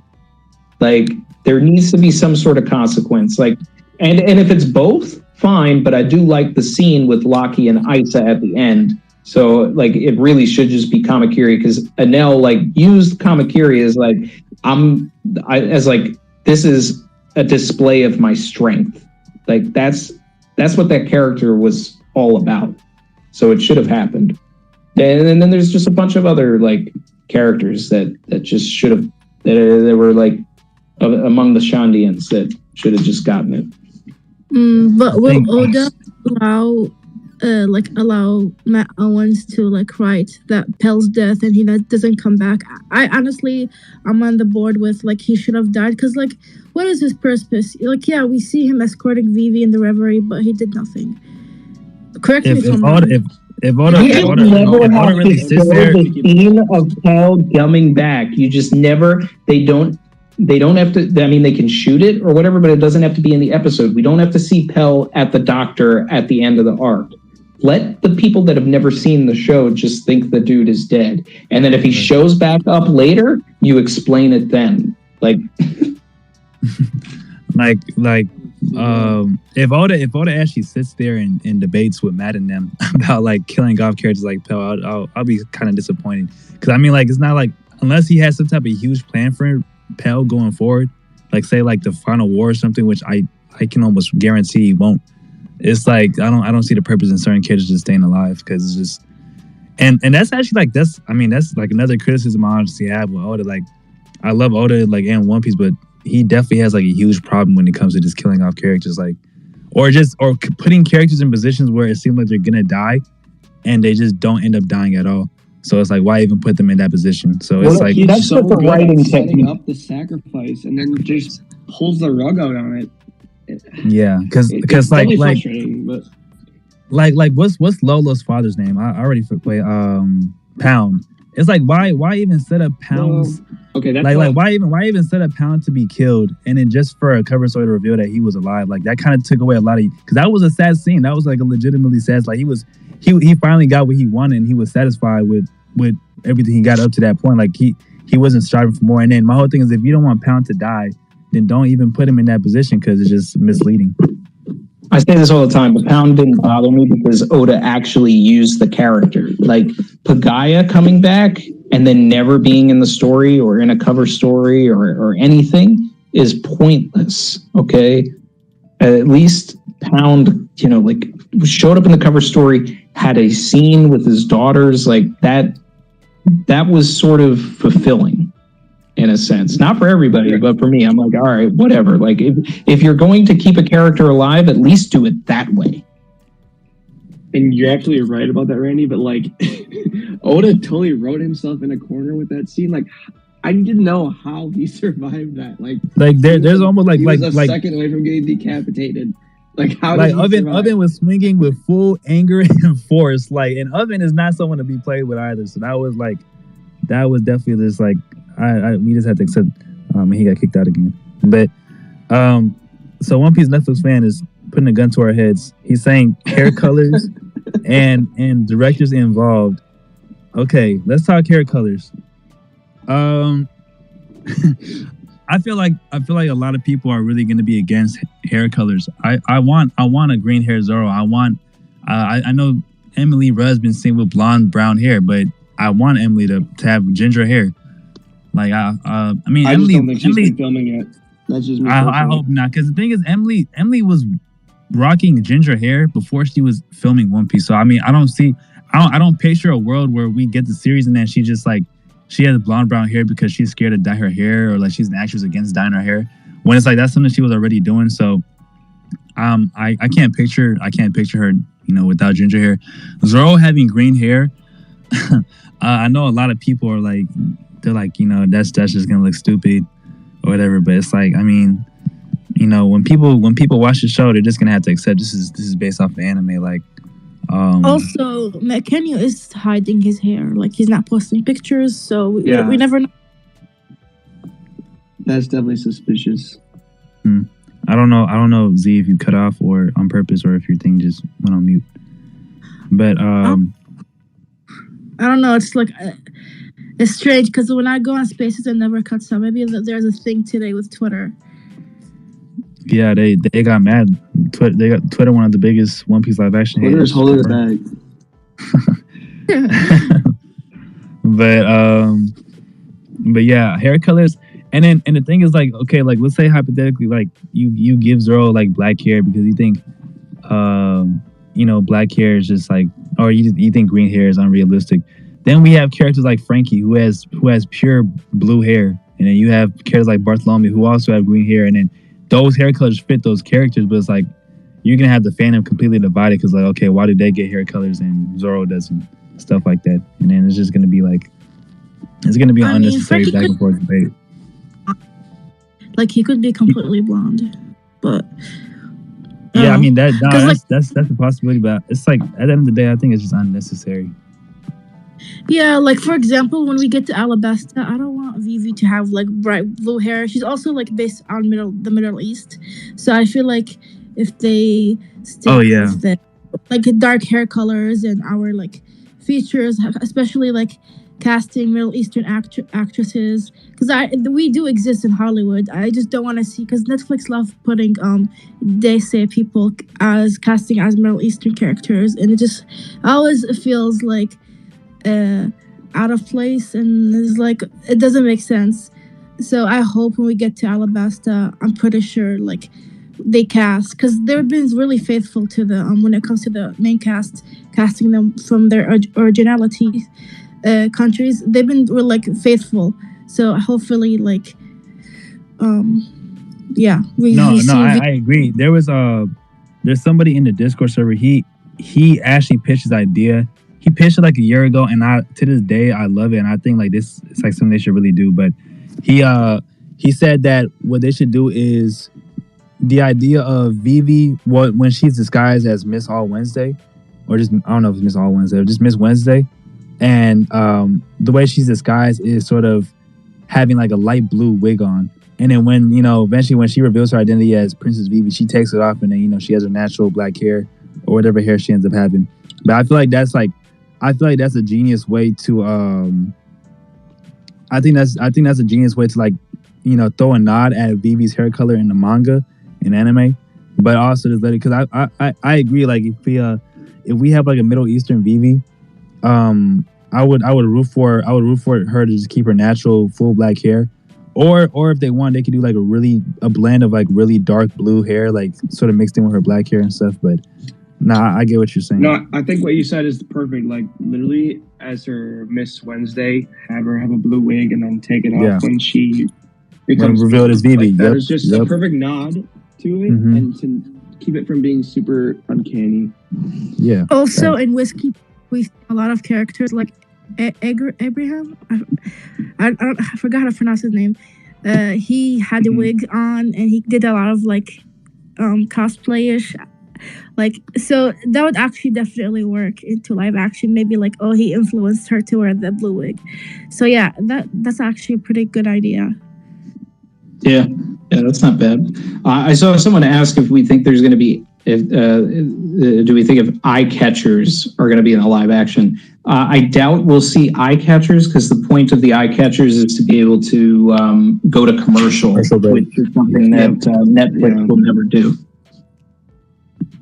Yeah, I mean they would be cool, but it's not likely. So, but maybe in like promotional material they'll find a way to incorporate it. But I think at the end of the day they are decently adamant about adapting the manga and not the anime. So I don't really see those making the jump over, unfortunately. Someone just said, I do feel like anything could happen in the future of the story. 4Kids replaced Laboon with a block of ice. Wait, did that actually happen in 4Kids? Wait, what? Did that happen? Did that actually happen? No. If that actually happened, they made Laboon an iceberg. Well, the whole point with 4Kids was that they wanted to get to Chopper as soon as possible so that they could have something to market. And by the time that they got to Chopper, they had already cut literally like 34 episodes of content, 34 full episodes of content. I haven't been harsh enough to the 4Kids then because I did not know that. That's actually terrible. Wow. Yeah, I didn't know. I don't understand. And then it's like, wow, look, it's a giant iceberg, and then they just go to Whiskey Pete. They don't even move Crocus. I gotta be honest, 4Kids was my first introduction to One Piece. When I was a wee little lad way back in the early 2000s. But like, it still caught my eye. And I was going to bring this up eventually, but I didn't know really where it would fit. And like a lot of people talk about like how One Piece isn't as big in the West and how that's going to affect the live action, or like maybe why we need a live action in the West. Because like, you think about like Dragon Ball Z and Naruto. Like, everyone knows who Goku is. Everyone knows who Naruto is, even if you aren't into anime. But like, also like seeing My Hero Academia and Demon Slayer gaining more popularity here in One Piece is kind of like sad and like embarrassing. Like, I do feel the jealousy there. Like, I wish One Piece was more popular. When I go in public, I could talk about One Piece because like when I tell people like, oh, I'm a fan of One Piece, they'd be like, how the hell do you watch that show? It has over in the chapters. I was like, well, I grew up with it, like that's why. But yeah, I mean, I think in anime is a lot different now than it was back then, of like the stigmatism around it. And I'm just talking about like Toonami era of like where Dragon Ball Z and Naruto became huge in America, at least. And a lot of people like to attribute that to 4Kids, but I think it's a lot deeper than that. Like, you could turn on Toonami and watch any episode of Dragon Ball Z or Naruto and pretty much see some pretty cool action, and it'd be a pretty good episode. But like One Piece, 4Kids aside, like, you need context to understand like what is going on in every episode. Like, it is such a context-driven, like, linear narrative, and not every episode has crazy action where you can just turn it on a whim and enjoy it as much as Dragon Ball Z. So I think that had a lot to do with it not being as popular. I know that's kind of a tangent, but yeah, no, it's fun. I grew up on One Piece Arabic dub, and they did like censor like a lot of stuff when it comes to like cleavage and even the dub was like, it was pretty bad, but like it was not as bad as 4Kids. Like, they kept the violence part. They did not cut out or change stuff from the story, like the iceberg part. So that's why like One Piece was really big in the Middle East. And my uncle, he's the one who introduced me to it back in 2006. I was like a child. But yeah, I feel like it somewhat 4Kids does contribute to America, because like when I watch 4Kids, I can't help but cringe and laugh how bad it is. But even like compared to the one that I watched in the Middle East, people say it's it goes with 4Kids as the horrible dub. It's not as terrible as the one with the 4Kids, because they changed a lot of the canon material when the one when the Middle Eastern dub didn't do that. I agree. The thing is now that we're in a post Game of Thrones era of television and all of that. And, you know, I'm not just talking about the last seasons here. I'm just talking about that it became a phenomenon where people got invested in a long-running show with a lot of characters, things that were very hard to keep track of, but it became popular to do so. One Piece is that. It has the potential to have the growth and be what Game of Thrones was. Yeah, you're absolutely right. And like just the era of the content wars, quote unquote, whatever they call it now. Everyone's looking for the next big IP, whether that's The Boys or Invincible or unfortunately for them, it's going to be One Piece. So no turn. And you know, Netflix, good or bad, is really willing to just greenlight everything. Oh so, man, and the thing with hopefully Netflix, it works out for One Piece. And the thing with Netflix is, go ahead. I feel like Netflix is such a. I don't know if this is going to be controversial. I feel like it's such a shitty platform, and then I still have faith in the show, but it's like Netflix is just one of those streaming services where it doesn't really matter how good your show is, but like I feel like they're probably the most trigger happy streaming service on the internet. It's just like, and it kind of scares me because I feel like this show, like let's say the show was great, but let's say you had the typical anime fans bashing on it. It's gonna that's all Netflix would really need to just throw it in the trash and then move on to the next thing. I don't know. I think they're just gonna look at pure numbers. I think they do it all based on algorithm and numbers. Netflix is at first and foremost a tech company and not necessarily a media company. So that's why they let other studios make the product. So Tomorrow Studios is making One Piece. Netflix is the distributor. They are potentially the financier. That's it. They're not really getting too involved with the creative side. They have in other projects. That's why people have certain stigmas, with Netflix. But with certain IPs, they just leave it alone if they feel like there's enough draw there. And I'm hoping that One Piece is that show. Let's hope so. If One Piece really does carry on to the seat of what Game of Thrones was, then it's gonna be like, I feel like, because only thing really holding back One Piece's popularity, I think, is sort of like its reception in the West. And 4K is like, it's canceled, and just the Funimation dub and stuff, but I feel like that's just left a permanent mark on the series and everything. And unfortunately, it's just not living up in the West as to stuff like Dragon Ball Z and Naruto. It's definitely peaking in popularity at the moment, I think, with Wano. But the live action can just be that boost that really just brings it to the light and just changes the game. Right, and also here's the thing: like the live action isn't just releasing in America; like it's gonna release globally, and there are tons and tons of people that are gonna watch it. So I think. And Morge, I know Morge isn't a huge supporter of the live action, so for him, but he did say it really just needs to be as good as like Witcher season 1, like a 6 or 7 out of 10, and it will be fine. Get renewed, and I find myself agreeing with that. Like it doesn't need to be 10 out of 10 in season 1 because the numbers of viewers will be there, in my opinion, and. As long as it's not completely awful, I think it has a pretty good shot of getting renewed. Yeah, I mean, I think what Netflix cares the most about. Go ahead, Zoe. I was just gonna say I'm aiming for the show to be 9.5 and above only, but yeah, I guess other things are acceptable. Go ahead, Eugene. Well, we should obviously aim high. Like we should want them to aim high and be the Game of Thrones level phenomenon that Game of Thrones was, but. I was gonna. I've completely lost my train of thought. I'm so sorry. That's cool. I mean, yeah, we want it to be that good, but I'm just saying. I feel like they have so much. They have so much to work with. It's so hard for me to just like.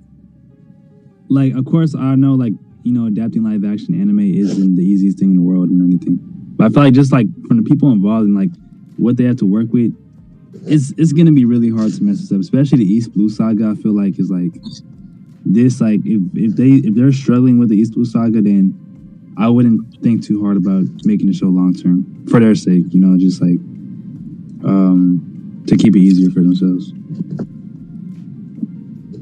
Yeah, and like, I forgot what I was gonna say. Sorry. Yeah, if I may add, it's because the stakes are so high.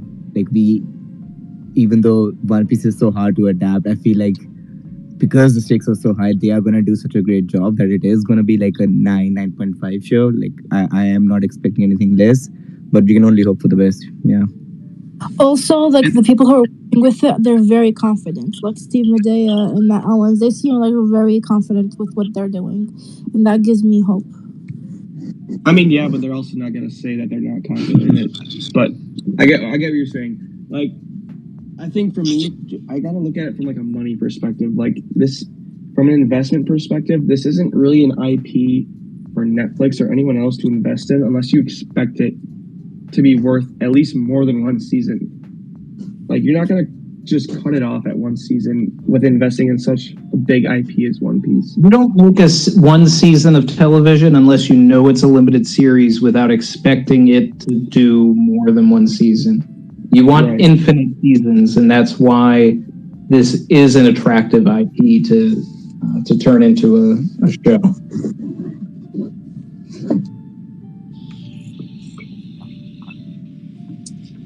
There was an interesting question that was posed on the Discord server.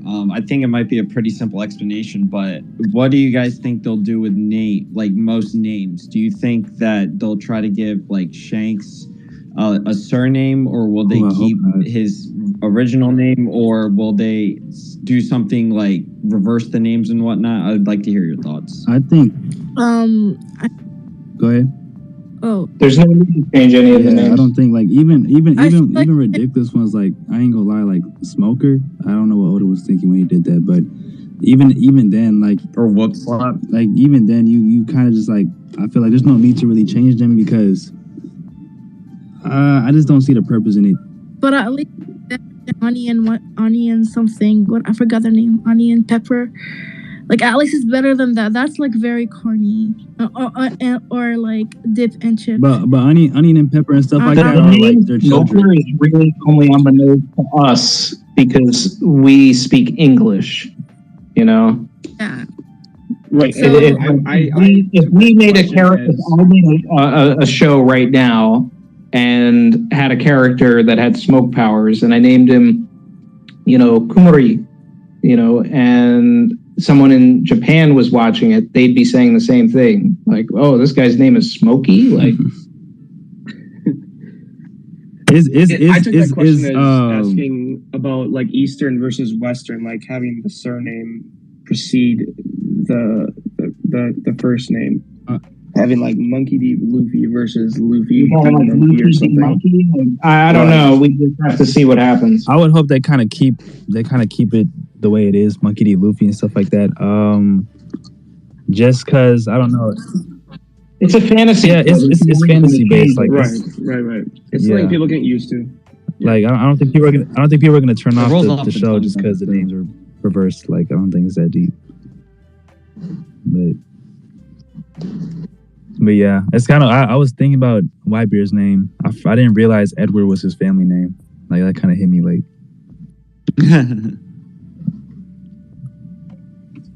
True. I mean, that kind of does work as like both the first name and the last name. That's why it's kind of confusing. Well, something like that might make more sense to change and make Edward his first name. I don't know. Yeah, because Newgate actually feels like the last name, but. Like Marshall D. Teach. Like Marshall sounds like a first name. Something like that. They could make minor changes like that. I wouldn't really mind those, at least in my opinion.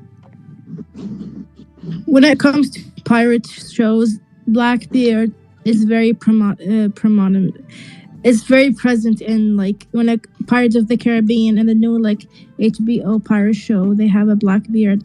So I feel like Whitebeard and Blackbeard isn't like a stretch because it's like already existing pirate, and Whitebeard they be like some kind of like not a replacement but a hint like. So I don't think that's like like cringy or like that would break the story. I actually like how Oda's version of Blackbeard like originates from a ship that was under a pirate named Whitebeard and stuff like that. Like, and of course, Blackbeard is based off the actual pirate Blackbeard, just like every other adaptation of the character. But like, those names aren't going to be anything crazy. I mean, the main character's pirate name is Straw Hat Luffy, so it's like. Okay, here's a question for you guys. So they're obviously going to keep the name Whitebeard, I'm assuming. Are they going to give him a beard? Mm-hmm. They could. I mean, I wouldn't care if they didn't, but they could if they needed to. So I feel like that'd be a huge like question mark for people that are new to it. Like, wait, his name's Whitebeard, but he doesn't have a beard. Like, I mean, Blackbeard doesn't really have a beard either. He grows one later on. Well, he's like growing it, but yeah. At the beginning, before the time skip, he was still known as Blackbeard, I believe, and he didn't have one. I mean, they could easily just make a change with that. I mean, if they visually represent it with a beard, I wouldn't mind it. I don't think anybody else would either. I think a lot of these questions translation thing because it's like Shiro Hige. Hige is like facial hair and not just beard specifically. Yeah, I think a lot of these are questions we also had too before we looked into like the Japanese translations, but it wasn't anything that really like we were just like, oh wait, man, I can't. There's no way they just allowed the stupidity to like go. I don't think anyone's gonna like. Cause I mean, they could add like a little like maybe he has like a little goatee or something, but I don't know. Like, I think they should keep the mustache. I don't think we should be sweating this question too much. You said what happened?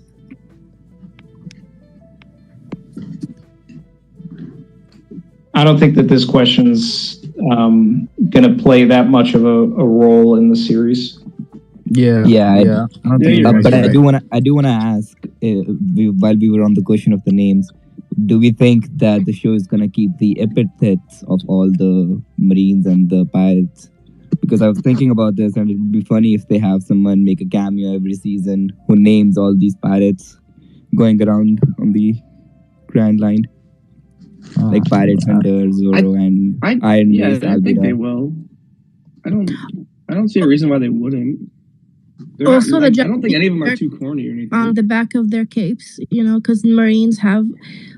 Will they keep that or like completely? Yeah, will they keep it in the kanji or will they do it in English? That's a good question. Like the justice on the back.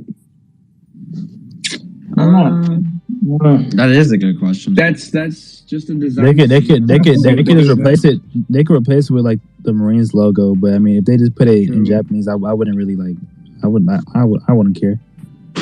That comes down to whatever the costume designer wants to do in conjunction with conversations with the executive producers. Yeah.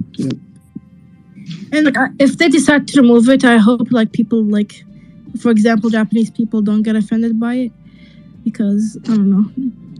Like, I mean, it's an adaptation of a Japanese manga, so I would hope they don't think it's like trying to break cultural appropriation rules and stuff like that. I mean, are they going to get offended that they're speaking in English? Like, yeah, if they're speaking English, I get it, but like for Aokiji is black, and you could have Kuzan is like Latino, like, and then they have like Japanese written on their clothes. It wouldn't make sense. Kuzan and Aokiji are the same person. Aokiji Kuzan? Wait, you mean Kizaru? Kizaru. I think it's like having John Boyega as Smoker. Like I think like the Marines aren't the Marines aren't like a strictly Japanese like unit and everything. They're just like it could just be a Japanese originated, like like even HQ is like based off like more like classical like Japanese buildings and everything. But like we've seen the Vice Admirals, we've seen all these characters. Garp has to be Latino since, well, I'm assuming Garp's going to be Latino since Luffy's Latino. But you have all these characters who aren't even initially Japanese. So, like, of course, like, it's not, I don't think it's going to break any cultural appropriation laws. I'd hope they don't take it there, but. Right. And I think it'd be fine. There's not really a whole lot of race issue in One Piece. I mean, the only thing that they stick to is lineage, right? Or like in Wano. Yeah, just lineage. And they can make just Rosa more Spanish focused because that's what it's based on. But there's no constrictions along that line because there's not really a lot of. I mean, fishmen. You gotta be a fish person. That's it. Like, there's no restrictions. Like you can change races of characters. They don't. It's not that big of a deal. Exactly. Yeah. Let's see if there's any. We're gonna close this off soon. Let's see if there's any last questions we can just answer real quick. Yeah, it's getting late for me. Yeah, we'll see if we can just blitz through some quick. Appreciate you coming, Randy, though. It was pretty late on the East Coast. What time is it for you right now, Randy? It's just after midnight. Okay. Yeah. It's getting late. It's getting late for everybody. It's like in California.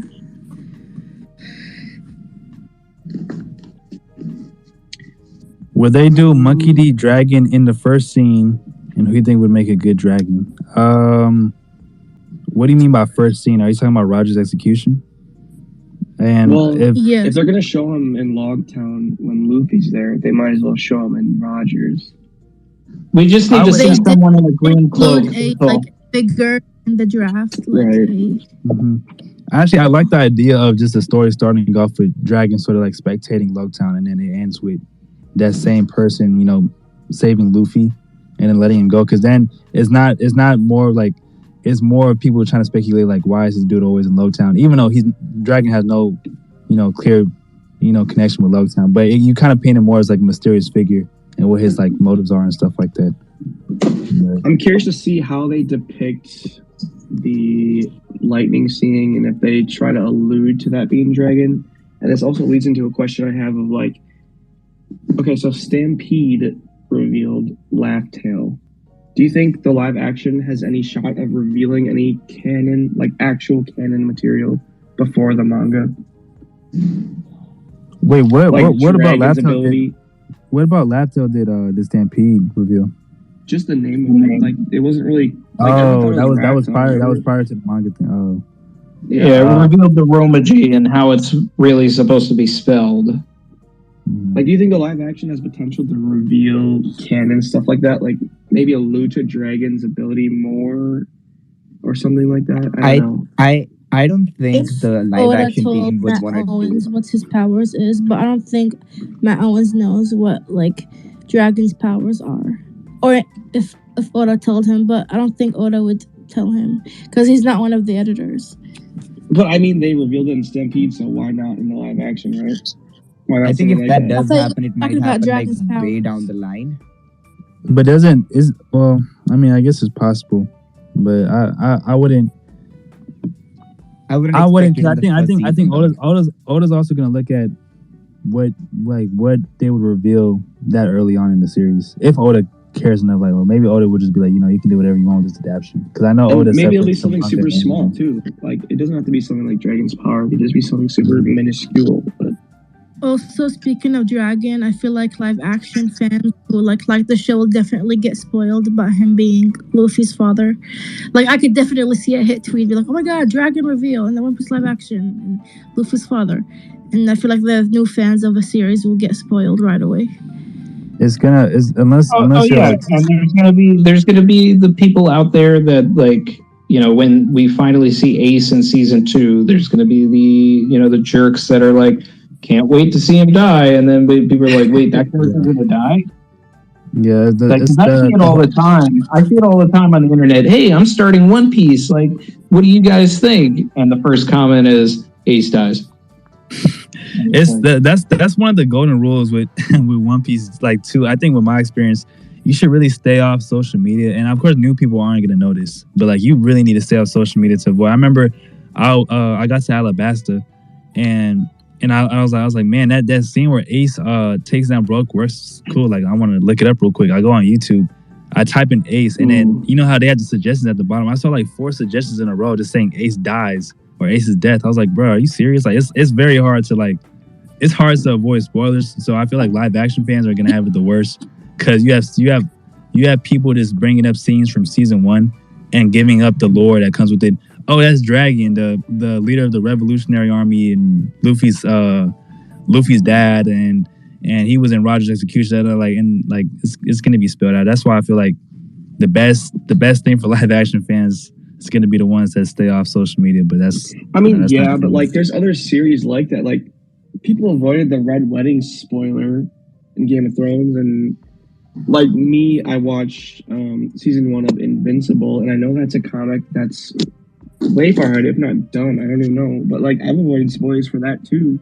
I know it's not as big as One Piece, but like it's possible. I think it's possible, but there's some spoilers that are just like I feel like engraved in the series. But we'll pray for them. We'll pray for them. I agree with you, Zuko, because like I was traumatized because when I moved into America in 2011, and I just like finished watching Alabasta in Iraq. So I looked up One Piece on my laptop, and all I see is a thumbnail of Ace, and he's bleeding, and Luffy's crying, and I'm like, and it says Luffy dies. I'm like, what the hell? What? I was just like, I clicked on the video and I watched it, and I was like, oh my god, what happened? And like, yeah, I feel like I'm gonna feel really bad for the new One Piece fans who are gonna get spoiled.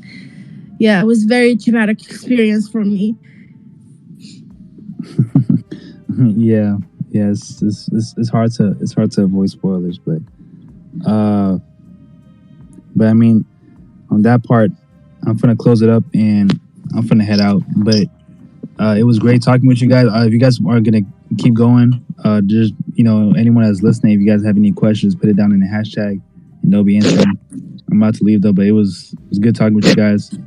Yeah, no, I think this is a good place to end. I mean, we've been going for almost 3.5 hours now, so yeah. It's and if there's more, we're thinking about doing this more in the future. So of course, so that's and if anybody has any other questions, you can feel free to join the Discord and drop them in there. We have, we just do a bunch of stuff in there. And if any of you guys are interested, it's pinned in I believe it's pinned in OPNF's Twitter account. Yep. Go to. Yeah. I'm also gonna head out. If you guys are looking for somewhere to talk about the live action with, because I know the live action community isn't too big on Twitter or Instagram, check out the Discord. Hundreds of fans that just talk about the series almost every day. Speculating, doing whatever. So you can go there. I know Randy also has a Discord with a live action channel. If you guys want to go there, do that too. Yep. But it was good. Huge shout out to Randy for coming tonight, though. Honestly, like really great One Piece YouTuber. Go subscribe if you haven't. He's awesome. Yeah. Cool. Yeah. Appreciate you guys for inviting me and telling me that you were going to do this. This is fun. I mean, anytime I get a chance to, combine two of my great passions, of course, One Piece and making movies and things like that, it's fun. So. Yeah, glad to have you. Yeah, thanks for joining us, Randy. Yeah. So, all talk right. to you guys later. See you guys in the timeline, I guess. See you, folks. Thank you. It was nice talking to you all. Yep. Thank you, guys. Later, everybody. Randy Troy out.